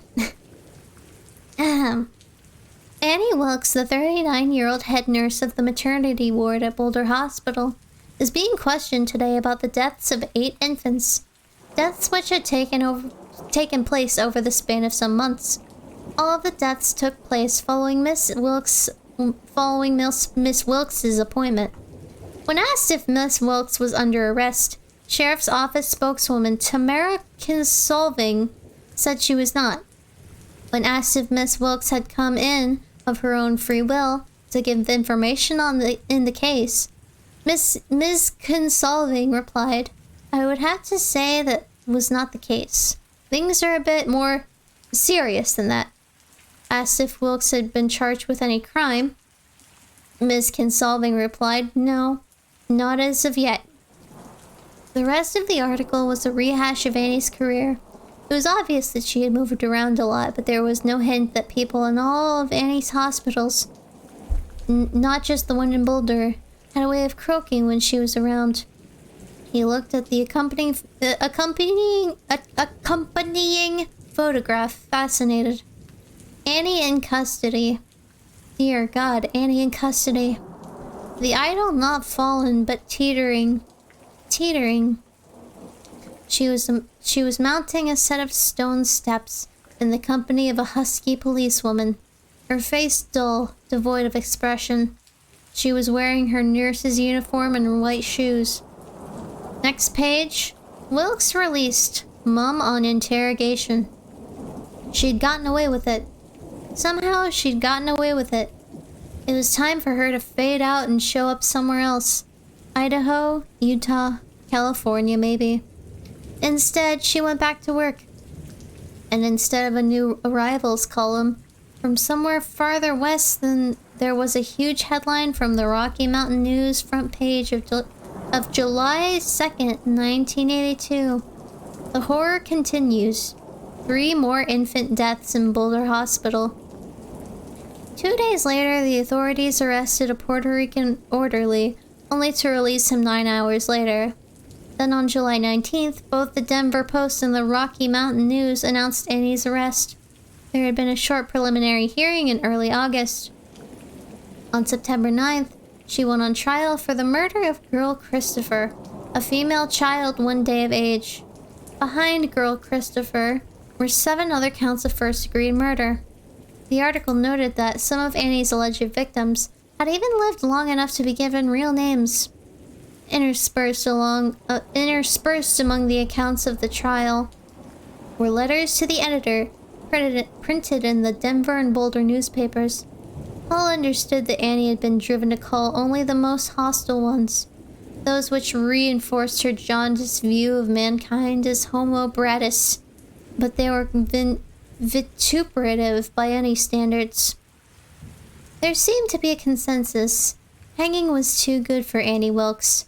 One correspondent dubbed her the Dragon Lady, and the name stuck for the duration of the trial. Most seemed to feel that the Dragon Lady should be jabbed to death with hot forks, and most indicated they would be very willing to serve as a jabber. Behind one such letter, Annie had written in a shaky, arid, somehow pathetic script, entirely unlike her usual firm hand. "Sticks, stones will break my bones, words will never hurt me." It was apparent that Annie's biggest mistake had been not stopping when people finally realized something was going on. It was bad, but unfortunately, not quite bad enough. The idol only tottered. The prosecution's case was entirely only circumstantial, and in places thin enough to read a newspaper through. The district attorney had a handmark on girl Christopher's face and throat, which corresponded to the size of Annie's hand, complete with a mark of the amethyst ring she wore on the 4th finger of her right hand. The DA also had a pattern of observed entries, arid exits to the nursery, which roughly corresponded to the infant deaths. But Annie was the head maternity nurse after all, so she was always going in and out. Defense was able to show dozens of other occasions when Annie had entered the ward and nothing untoward had happened. Paul thought this was akin to proving that meteors never struck the Earth by showing 5 days when not a single one had hit Farmer John's North Field.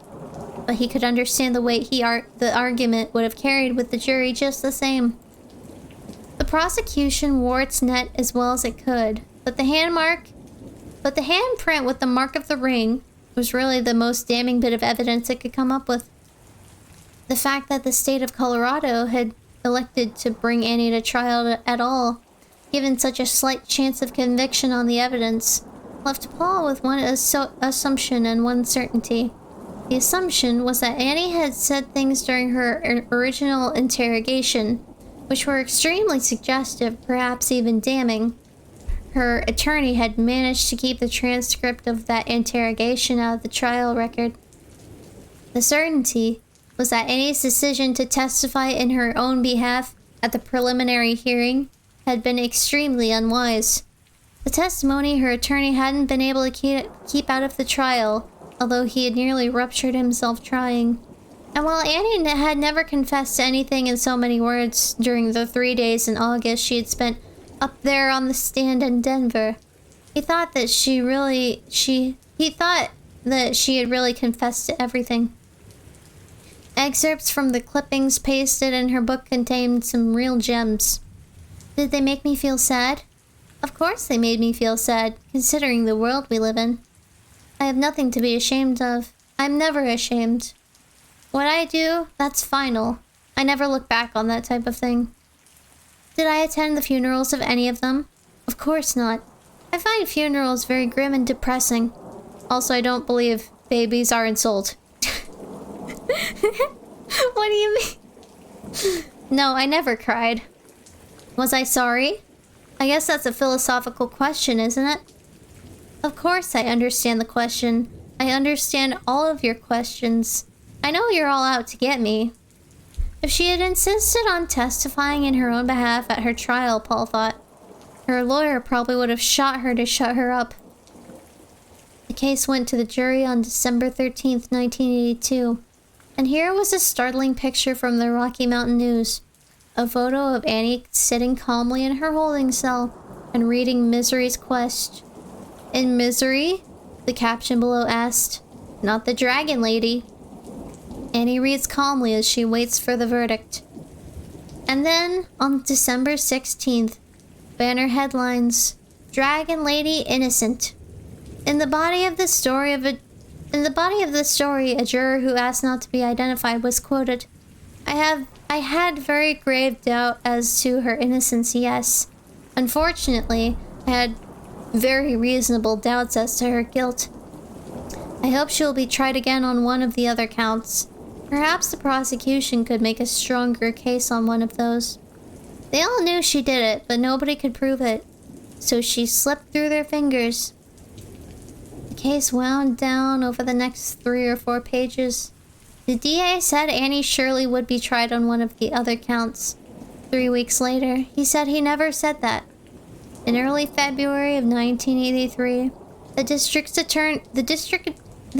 district attorney's office issued a statement saying that while the cases of infanticide at the Boulder Hospital were still very much alive, the case against Annie Wilkes was closed. Slipped through their fingers. Her husband never testified for either side. Why was that, I wonder? There were more pages in the book, but he could tell by the snug way mostly against each other that he was almost done with Annie's history up to now, thank God. The next page was from the Sidewinder Gazette, November 19th, 1984. Hikers had found the mutilated and partially dismembered remains of a young man in the eastern section of the Grider Wildlife Preserve. The following week's paper identified him as Andrew Pomeroy, age 23, of Coldstream Harbor, New York. Pomeroy had left New York for LA in September of the previous year hitchhiking. His parents had last heard from him on October 15th. He'd called them collect from Julesburg. The body had been found in a dry stream bed. Police theorized that Pomeroy might actually have been killed near Highway 9 and washed into the wildlife preserve during the spring runoff. The coroner's report said the wounds had been inflicted with an axe. Paul wondered, not quite idly, how far Grider Wildlife Preserve was from here. He turned the page and looked at the last clipping, at least so far, and suddenly his breath was gone. It was as if, after wading grimly through the almost unbearable necrology of the foregoing pages, he had come face to face with his own obituary. It wasn't quite, but close enough for government work, he said in a low, hoarse voice. It was from Newsweek, the transitions column. Listed below the divorce of a TV actress and above the death of a Midwestern steel potentate was this item. Reported missing. Paul Sheldon, 42. Novelist best known for his series of romances about sexy, bubble-headed, unsinkable Misery Chastain by his agent, Bryce Bell. I think he's fine, Bell said, but I wish he'd get in touch and ease my mind. And his ex-wives wish he'd get in touch and ease their bank accounts. Sheldon was last seen 7 weeks ago in Boulder, Colorado, where he had gone to finish a new novel. The clipping was 2 weeks old. Reported missing, that's all. Just reported missing. I'm not dead. It's not like being dead. But it was like being dead. And suddenly he needed his medicine because it wasn't just his legs that hurt. Everything hurt. He put the book carefully back in its place and began rolling the wheelchair toward the guest room. Outside, the wind gusted more strongly than it had yet done, slapping cold rain against the house, and Paul shrank away from it, moaning and afraid, trying desperately hard to hold himself together and not burst into tears. Whew. That was a fucking, large... That was a big boy.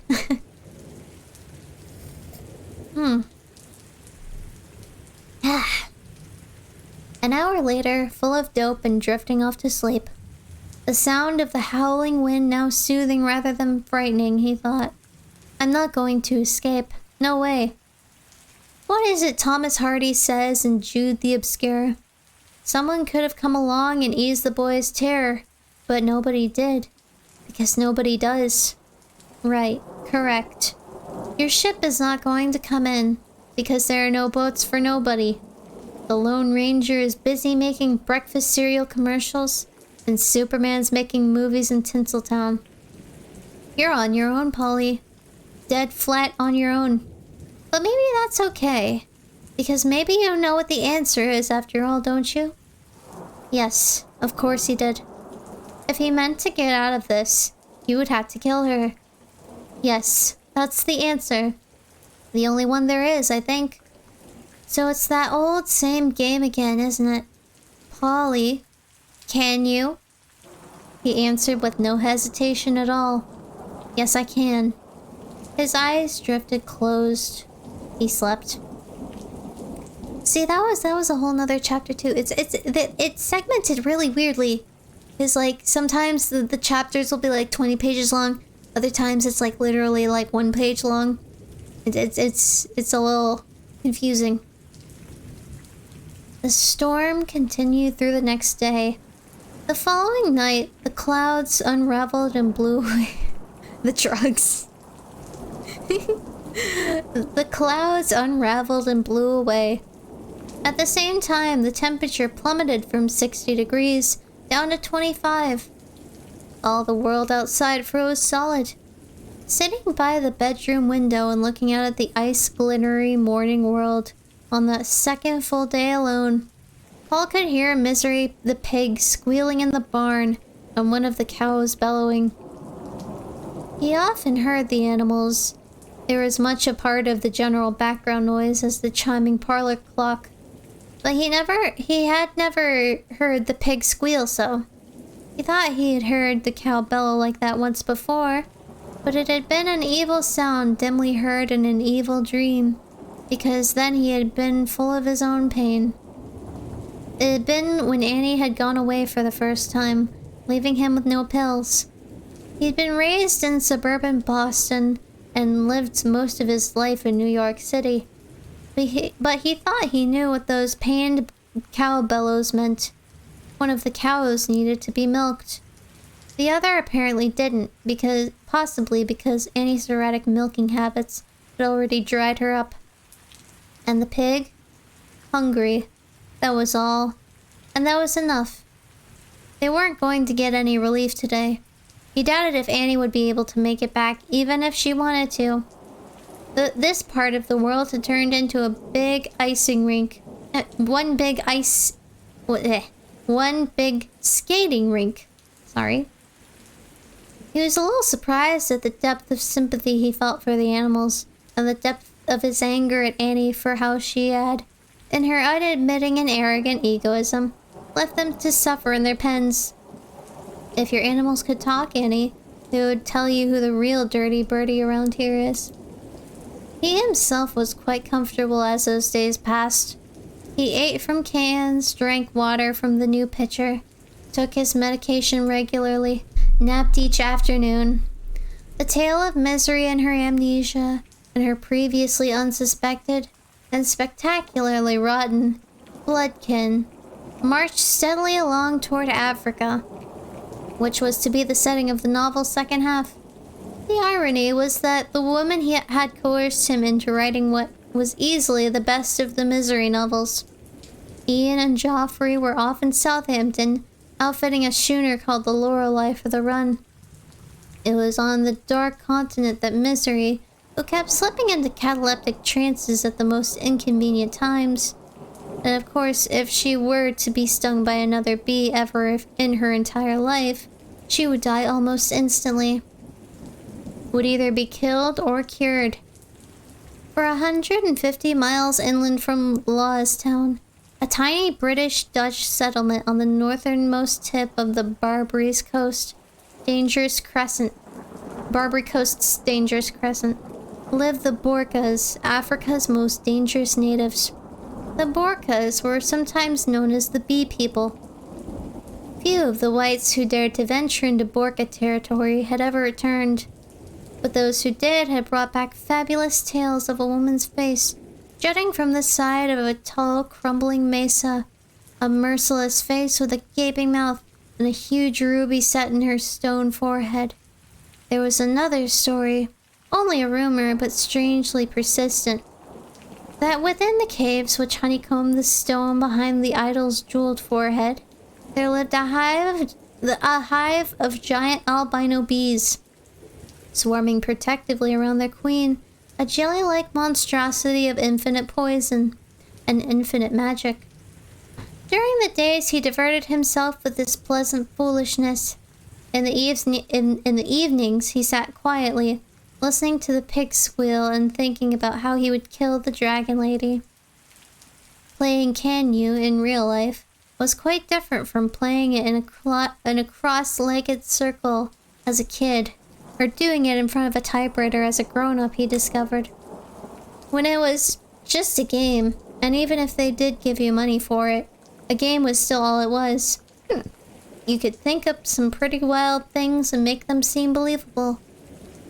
The connection between Misery Chastain and Miss Charlotte Evelyn Hyde, for instance. They turned out to be half-sisters. Misery would later discover her father down there in Africa hanging out with the Borka Bee people. In real life, however, the Arcane had a way of the Arcane had a way of losing its power. Not that Paul didn't try. There were all those drugs in the downstairs bathroom. Surely there was some way he could use them to put her out of the way, wasn't there? Or to at least render her helpless long enough so he could do it. Take the Novril. Enough of that shit and he wouldn't even have to put her out of the way. She would float off on her own. That's a very good idea, Paul. I tell you what to do. You just get a whole bunch of those capsules and stick them all through a pint of her ice cream. She'll just think they're pistachio nuts and gobble them right down. No, of course that wouldn't work. Nor could he pull a cutie like opening the capsules and mixing the powder into some pre-softened ice cream. He had tasted it and knew. Novril in the raw was famously bitter. It was a taste she would recognize at once, in the midst of the unexpected sweetness. And then woe is you, Polly. Woe to the max. In a story, it would have been a pretty good idea. In real life, however, it simply did not make it. He wasn't sure he would have taken the chance, even if the white powder inside the capsules had been almost or completely tasteless. It wasn't safe enough. It wasn't sure enough. This was no game. It was his life. Other ideas passed through his mind and were rejected even more quickly. One was suspending something. The typewriter came immediately to mind. Over the door so she would be killed or knocked unconscious when she came in. Another was running a tripwire across the stairway. But the problem was the same as the old Novril and the ice cream trick. In both cases, neither was sure enough. He found himself literally unable to think of what might happen to him if he tried to assassinate her and failed. As dark came down on that second night, Misery's squealing went on as monotonously as ever. The pig sounded like an unlatched door with rusty hinges squealing in the wind. But Bossy number 1 abruptly fell silent. Paul wondered uneasily if perhaps... I guess that's supposed to say Bessie. Bessie number 1 abruptly fell silent. Paul wondered uneasily if perhaps the poor animal's udder had burst, resulting in death by insanguination, or exsanguination. For a moment, his imagination, so vivid, tried to present him with a picture of the cow lying dead in a puddle of mixed milk and blood, and he quickly willed it away. He told himself not to be such a numbnuts. Cows didn't die that way. But the voice doing the telling lacked conviction. He had no idea if they did or not. And besides, it wasn't the cow that was his problem, was it? All your fancy ideas come down to one thing. You want to kill her by remote control. You don't want her blood on your hands. You're like a man who loves nothing better than a thick steak, but wouldn't last an hour in a slaughterhouse. But listen, Polly, and get it straight. You must face reality at this point in your life, if at no other. Nothing fancy. No curlicues. Right? Right. He rolled back into the kitchen and opened drawers until he found the knives. He selected the longest butcher knife and went back to his room, pausing to rub away the hub marks on the sides of the doorway. Signs of his passage were nevertheless becoming clearer. Doesn't matter. If she misses them one more time, she misses them for good. He put the knife on the night table, hoisted himself into bed, then slid it under the mattress. When Annie came back, he was going to ask her for a nice cold glass of water. And when she leaned over to give it to him, he was going to plunge the knife into her throat. Nothing fancy. Paul closed his eyes and dropped off to sleep. And when the Cherokee came whispering back into the driveway that morning at 4 o'clock, with both its engine and its lights shut off, it did not stir. Until he felt the sting of the hypo sliding into his arm, and woke up to see her face leaning over his. He hadn't the slightest idea she was back. Uh-oh. Uh-oh. Uh-oh, SpaghettiOs. At first he thought he was dreaming about his own book, that the dark was the dream dark of the caves behind the huge stone head of the Borka bee goddess, and the sting was that of a bee. Paul? He muttered something that meant nothing. Something that meant only get out of here, dream voice, get gone. Paul. That was no dream voice. It was Annie's voice. He forced his eyes open. Yes, it was her. And for a moment, his panic grew even stronger. Then it simply seeped away like fluid running down a partially clogged drain. What the hell? He was totally disoriented. She was standing there in the shadows as if she had never been away, wearing one of her woolly skirts and frumpy sweaters. He saw the needle in her hand and understood that it hadn't been a sting, but an injection. What the fuck? Either way, it was the same thing. He had been gotten by the goddess. But what did she... That bright panic tried to come again, and once again it hit a dead circuit. All he could feel was a kind of academic surprise. That and some intellectual curiosity about where she had come from, and why now. He tried to lift his hands and they came up a little, but only a little. It felt as if there were invisible weights dangling from them. They dropped back onto the sheet with little dull thumps. Doesn't matter what she shot me up with. It's like what you write on the last page of a book. It's the end. The thought brought no fear. Instead, he felt a kind of calm euphoria. At least she's tried to make it kind. To make it... Ah, there you are, Annie said, and added with lumbering coquettishness. I see you, Paul. Those blue eyes. Did I ever tell you what lovely blue eyes you have? But I suppose other women have. Women who are much prettier than I am, and much bolder about their affections as well. Came creeping in the night and killed me. Hypo or bee sting, no difference. And so much for the knife under the bed. All I am now is the latest number in Annie's considerable body count. And then, as the numbing euphoria of the injection began to spread, he thought almost with humor, some lousy...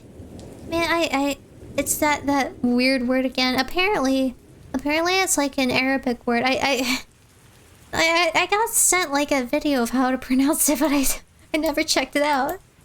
Now I look like a real asshole. Some lousy whatever that is I turned out to be. He thought that in a moment sleep would return. A more final sleep, but it did not. He saw her slip the hypo into this pocket of her skirt, and then she sat down on the bed. Not where she usually sat, however. She sat on its foot, and for a moment he only saw her solid, impervious back as she bent over, as if to check on something. He heard a wooden thunk, a metallic clunk, and then a shaking sound he had heard someplace before. After a moment, he placed it. Take the matches, Paul. Diamond blue tips. He didn't know what else she might have there at the foot of the bed, but one of them was a box of diamond blue tip matches. Annie turned to him and smiled again. Whatever else might have happened, her apocalyptic depression had passed. She brushed an errant lock of her hair back behind her ear with a girlish gesture, and went oddly with the lock's dull, dirty half-shine. Dull, dirty, half shine. Oh boy, you gotta remember that one. That one ain't half bad. Oh boy, I am stoned now. All the past was prologue to this shit. Hey, baby. This here is the main line. Oh fuck, I'm tucked. But this is crystal top end shit. This is going out on a Mile High Wave. In a fucking Rolls Royce. This is... What do you want first, Paul? She asked. The good news or the bad news? Good news first, he managed with... good news first. He managed a big foolish grin. Guess the bad news is that this is the end, huh? Guess you didn't like the book so great, huh? Too bad I tried. It was even working. I was just starting to, you know, starting to drive on it. She looked at him reproachfully. I love the book, Paul. I told you that, and I never lie. I love it so much I don't want to read anymore until the very end. I'm sorry to have to make you fill in the ends yourself, but it's like peeking. His big foolish grin stretched even wider. He thought soon it would mean in the back, a tile lover's not there, and most of his poor old being would just topple off. Maybe it would land in the bedpan beside the bed. In some deep, dim part of his mind where the dope hadn't yet reached, alarm bells were going off. She loved the book, which meant she didn't mean to kill him. Whatever was going on, she didn't mean to kill him. And unless his assessment of Annie Wilkes was totally off the beam, this meant she had something even worse in store. Now the light of the room did not look dull. It looked marvelously pure, marvelously full of its own gray and eldritch charm. He could imagine cranes half glimpsed in gunmetal mist, standing in one-legged silence beside upland lakes in that light. Could imagine the mica flecks and rocks jutting from spring grasses and upland meadows, shining with the shaggy glow of glazed window glass in that light. Could imagine elves shucking their busy selves off to work in lines, under the dew-soaked leaves of early ivy in that light. Oh boy, are you stoned, Paul thought, and giggled faintly. Annie smiled in return. The good news, she said, is that your car is gone. I've been very worried about your car, Paul. I knew it would take a storm like this to get rid of it, and maybe even that wouldn't do the trick. The spring runoff got rid of that Pomeroy dirty bird, but a car is ever so much heavier than a man, isn't it? Even a man is full of cockadoodle... Even a man as full of cockadoodle as he was. But the storm and the runoff combined was enough to do the trick. Your car is gone. That's the good news. What? More faint alarm bells. Pomeroy. He knew that name, but couldn't think exactly how he knew it. Then it came to him. Pomeroy. The late, great Andrew Pomeroy, 23, of Coldstream Harbor, New York. Found in the Grider Wildlife Preserve, wherever that was. Now, Paul, she said, in the prim voice he knew so well. No need to be coy. I know you know who Andy Pomeroy was, because I know you've read my book. I suppose I sort of hoped you would read it, you know? Otherwise, why would I have left it out? But I made sure, you know? I make sure of everything. And sure enough, the threads were broken. The threads? He said faintly. Oh yes. I read once about a way you're supposed to find out for sure if someone's been snooping around in your drawers. You tape a very fine thread across each one, and you come back and find it's broken. And if you come back and find one's broken, why you know, don't you? You know someone's been snooping. You see how easy it is? Yes, Annie. He was listening, but what he really wanted to do was trip out on the marvelous quality of the light. Again, she bent over to check on whatever it was she had at the foot of the bed. Again, he heard a faint, dull clunk/clank, wood thumping against some metallic object. And then she turned back, brushing absently at her hair again. I did that with my book. Only I didn't really use threads, you know. I used hairs from my own head. I put them across the thickness of the book in 3 different places, and when I came in this morning, very early, creeping like a little mousey so I wouldn't wake you up. All 3 threads were broken, so I knew you'd been looking at my book." She paused and smiled. It was for Annie a very winning smile, yet it had an unpleasant quality he could not quite put his finger on. Not that I was surprised. I knew you had been out of the room. That's the bad news. I've known for a long, long time, Paul. You should feel angry and dismayed, he supposed. She had known almost from the start, it seemed. But he could only feel that dreamy, floaty euphoria.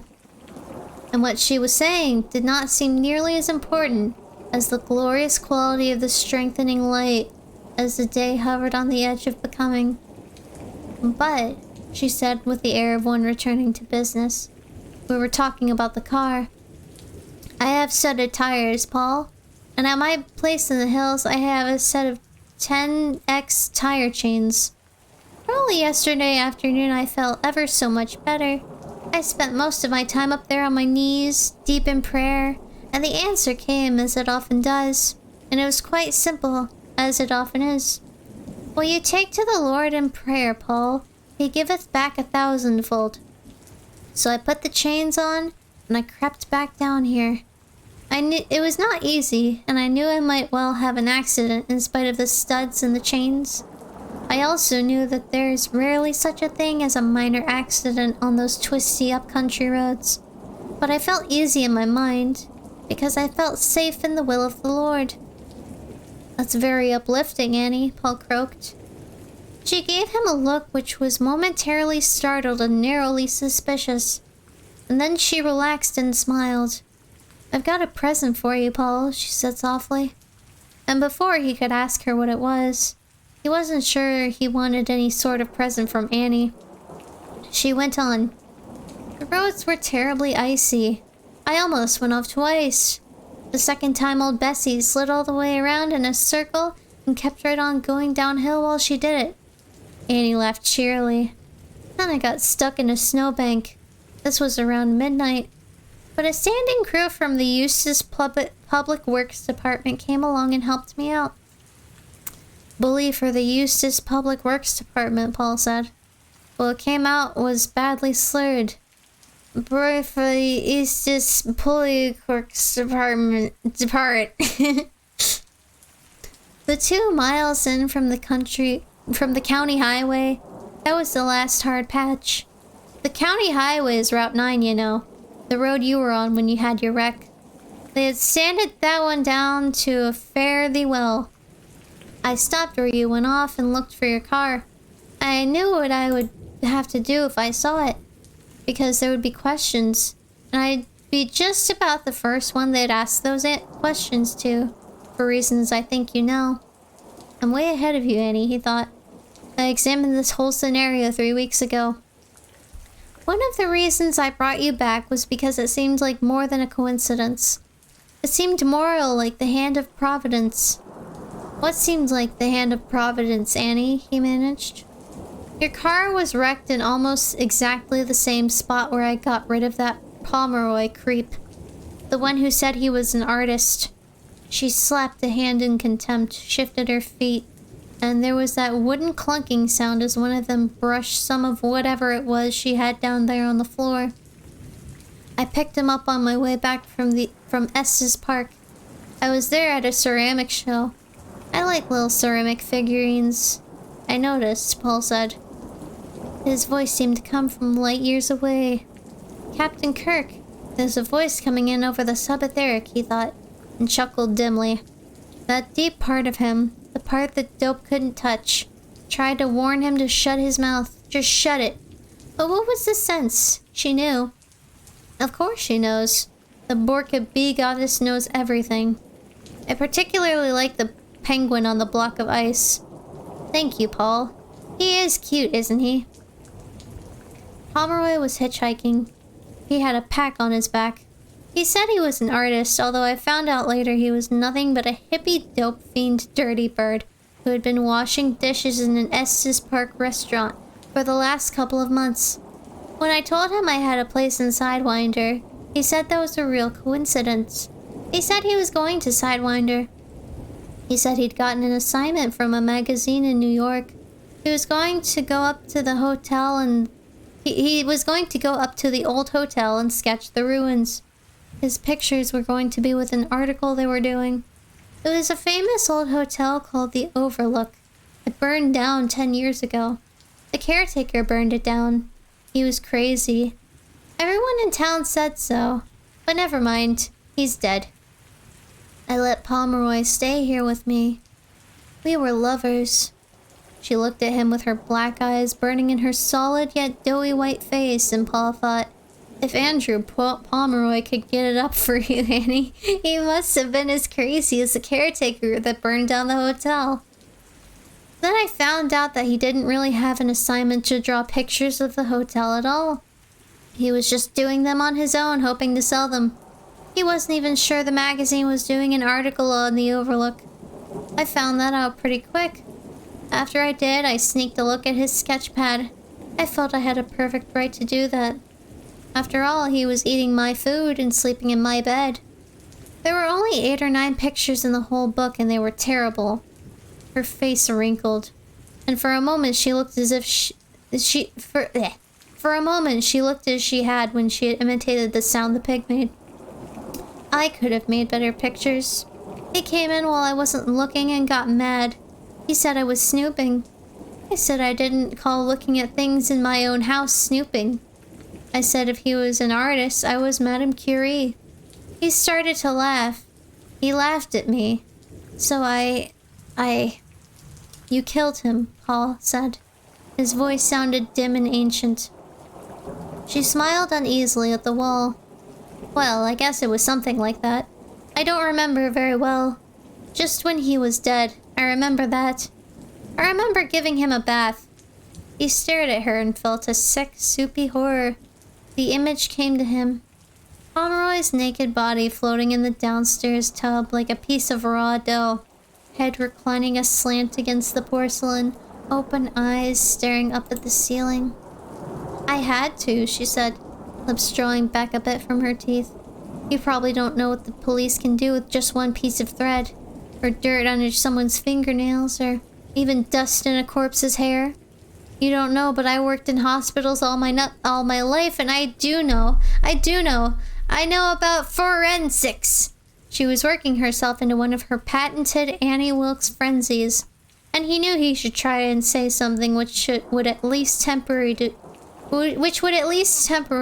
diffuse her, but his mouth seemed numb and useless. They're out to get me, all of them.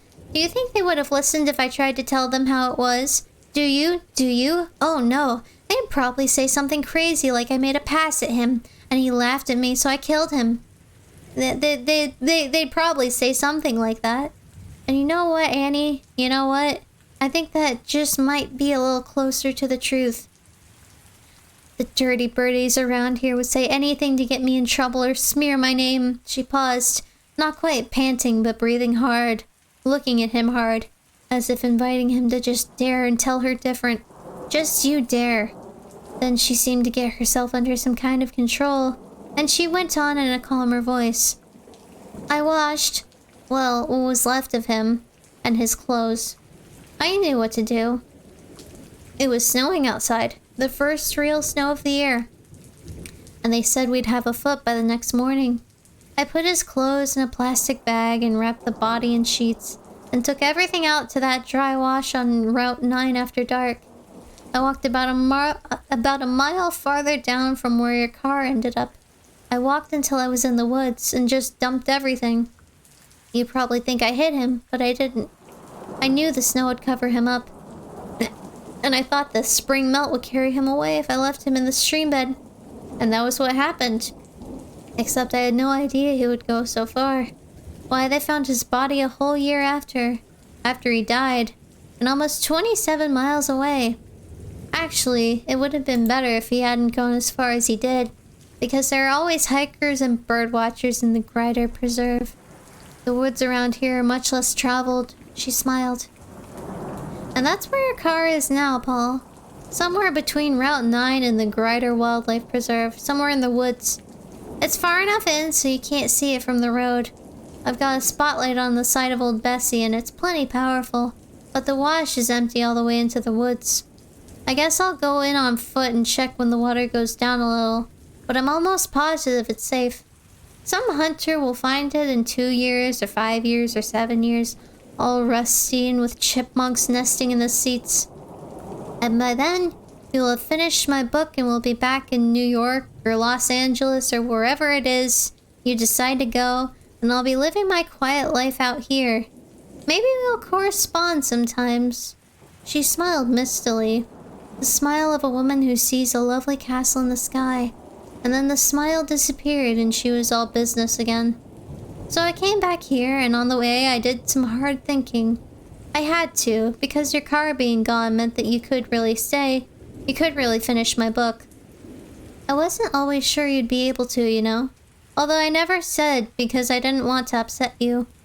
Partly, I didn't want to upset you because I knew you wouldn't write as well if I did. But that sounds ever so much colder than I really felt, my dear. You see, I began by loving only the parts of you that make such wonderful stories, because that's the only part I had. The rest of you I didn't know anything about, and I thought that part might really be quite unpleasant. I'm not a dummy, you know. I've read about some so-called famous authors, and I know that often they are quite unpleasant. Why, F. Scott Fitzgerald and Ernest Hemingway, and that redneck fellow from Mississippi, Faulkner or whatever it was. Those fellows might have won National Pulitzer Book Awards and things, but they were nothing but cockadoodle drunken bums just about the same. Other ones too. When they weren't writing wonderful stories, they were drinking and whoring and shooting dope and heaven knows what else. But you're not like that. And after a while, I came to know the rest of Paul Sheldon. And I hope you don't mind me saying it, but I have come to love the rest of him too. Thank you, Annie, he said from atop his golden glistening wave. And he thought, but you may have read me wrong, you know. I mean, the situations that lead men into temptation have been severely curtailed up here. It's sort of hard to go bar hopping when you've got a couple of broken legs, Annie. As for shooting dope, I've got the Borka bee goddess to do that for me. But would you want to stay? She resumed. That was the question I had to ask myself. And as much as I may have wanted to put the wool over my eyes, I knew the answer to that. I knew even before I saw the marks on the door over there. She pointed, and Paul thought, I'll bet she did know almost from the very first. Wool pulling? Not you, Annie. Never you. But I was doing enough of that for the both of us. Do you remember the first time I went away? After we had that silly little fight over the paper? Yes, Annie. That was when you went out the first time, wasn't it? Yes. There was no point in denying it. Of course. You wanted your pills. I should have known you'd do anything to get your pills, but when I get mad, I get, you know. She giggled a little nervously. Paul did not join her or even smile. The memory of that pain-racked, endless interlude with the phantom voice of the sportscaster doing the play-by-play was too strong still. Yes, I know how you get, he thought. You get oogie. At first, I wasn't completely sure. Oh, I saw that some of the figurines on the little table in the parlor had been moved around, but I thought I might have done that myself. I have times when I'm really quite forgetful. It crossed my mind that you'd been out of your room, but then I thought, no, that's impossible. He's so badly hurt, and besides, I locked the door. I even checked to make sure the key was still in my skirt pocket, and it was. Then I remembered you were in your chair, so maybe. One of the things you learn when you've been an RN for 10 years is that it's always wise to check your maybes. So I took a look at the things I keep in the downstairs bathroom. They're mostly samples I brought home off and on while I was working. You should see all the stuff that just goes rolling around in hospitals, Paul. And so every now and then I help myself to a few extras. And I wasn't the only one. But I knew enough not to take any of the morphine-based drugs. They lock those up. They count. They keep records. And if they get an idea that a nurse is, chipping, that's what they call it, they watch that nurse until they're sure. Then bang! Annie chopped her hand down hard. Out they go, and most of them never put on the white cap again. I was smarter than that. Looking at those cartons was the same as looking at the figurines on the little parlor table. I thought the stuff in them had been sort of stirred around, and I was pretty sure that one of the cartons that was on the bottom before was on top of some other cartons now, but I couldn't be sure. And I could have done it myself while I was, when I was occupied. Then 2 days later, after I had just about decided to let it go, I came in to give you your afternoon medication. You were still having your nap. I tried to turn the doorknob, but for a few seconds it wouldn't turn. It was like the door was locked. Then it did turn and I heard something rattle inside the lock. Then you started to stir around, so I just gave you your pills like always. Like I didn't suspect. I'm very good at that, Paul. Then I helped you into your chair so you could write. And when I helped you into it that afternoon, I felt like St. Paul on the road to Damascus. My eyes were opened. I saw how much of your color had come back. I saw that you were moving your legs. They were giving you pain and you could only move them a little, but you were moving them. And your arms were getting stronger again as well. I saw that you were almost healthy again. That's when I started to realize I could have a problem with you, even if no one from the outside suspected a thing. I looked at you and saw that I might not be the only one good at keeping secrets. That night I changed your medication for something a little stronger. And when I was sure you weren't going to wake up, even if someone exploded a grenade under your bed, I got my little toolkit from the cellar shelf, and I took the key plate off the door. And look what I found! She took something small and dark from one of the flat pockets of her mannish skirt. She put it in his numb hand. He brought it up close to his face and stared at it owlishly. It was a bent and twisted chunk of bobby pin. Paul began to giggle. He couldn't help it. What's so funny, Paul? The day you went to pay your taxes, I needed to open the door again. The wheelchair, it was almost too big. It left black marks. I wanted to wipe them off if I could, so I wouldn't see them. Yes, but you already had, hadn't you? After I found one of my bobby pins in the lock, she smiled herself. You bet your Rudy Patooties I had. Paul nodded and laughed even harder. He was laughing so hard tears were squirting from his eyes. All his work, all his worry, all for nothing. It seemed deliciously funny. He said, I was worried that piece of bobby pin might mess me up, but it didn't. I never even heard it rattling around. And there was a good reason for that, wasn't there? It never rattled because you took it out. What a fooler you are, Annie. Yes, she said and smiled thinly. What a fooler I am. She moved her feet. That muffled wooden thump from the foot of the bed came again. And with that, we're on page 260, chapter 22. So that's our end. That's our end goal, baby. We did it. Oh, I feel like my voice is just like wrecked completely. But yeah, that's I feel like we're getting to the part where shit's about to go completely like off the rails again. Absolutely. Yeah. Yeah, I definitely need a sip right about though. I mean, by this point, the tea is like completely cold, so it's probably not gonna do me too much good, but yeah. I guess we'll have to like determine how many pages we're gonna get to like next time on Friday, because we are doing this again on Friday. And on Wednesday, I'm gonna be doing some art. Honestly, I'm not sure like what kind of art I'm gonna be doing. I kind of just like put it on the schedule as like a spur of the moment, because we haven't had an art stream for like a while.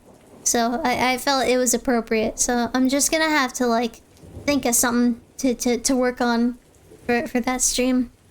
But yeah, I almost forgot to have a little snack. I knew I was supposed to do that at some point, but the chapters were just getting so long. I can have a little snack before I head off. And this time, I actually renamed my end card screen thingy. so I won't like I won't confuse it for like the BRB screen, because like I kept doing that. Like I accidentally hit the BRB last time instead of the end screen. But I changed it. So hopefully that won't be a problem in the future. We're not doing a raid tonight because honestly, I'm kind of tired right now. I mean, that's kind of the downfall of like starting at 6 p.m. Eastern, because now it's like almost 9, and that's like my bedtime. So yeah. We're gonna be back at it on Wednesday. Tomorrow I really need to like go ahead and resize my OBS scenes, because I was trying to get them in like a bigger aspect ratio, but then I realized you have to like manually scale everything up in that case. So that's gonna be a bit of a production. But yeah. We're gonna be back at it again we're back to the book on Friday, back to streaming on Wednesday. I hope you attend. Thanks to everybody who followed today. We had a couple follows, which is, it's kind of unusual for me, because I haven't gotten like a big like chunk of new follows for like a minute. But I appreciate it. Oh gosh. My voice. But yeah, that's the end for me for now. So, have a good morning, evening, afternoon, night, whatever it is, wherever you are. And I love you. Mwah.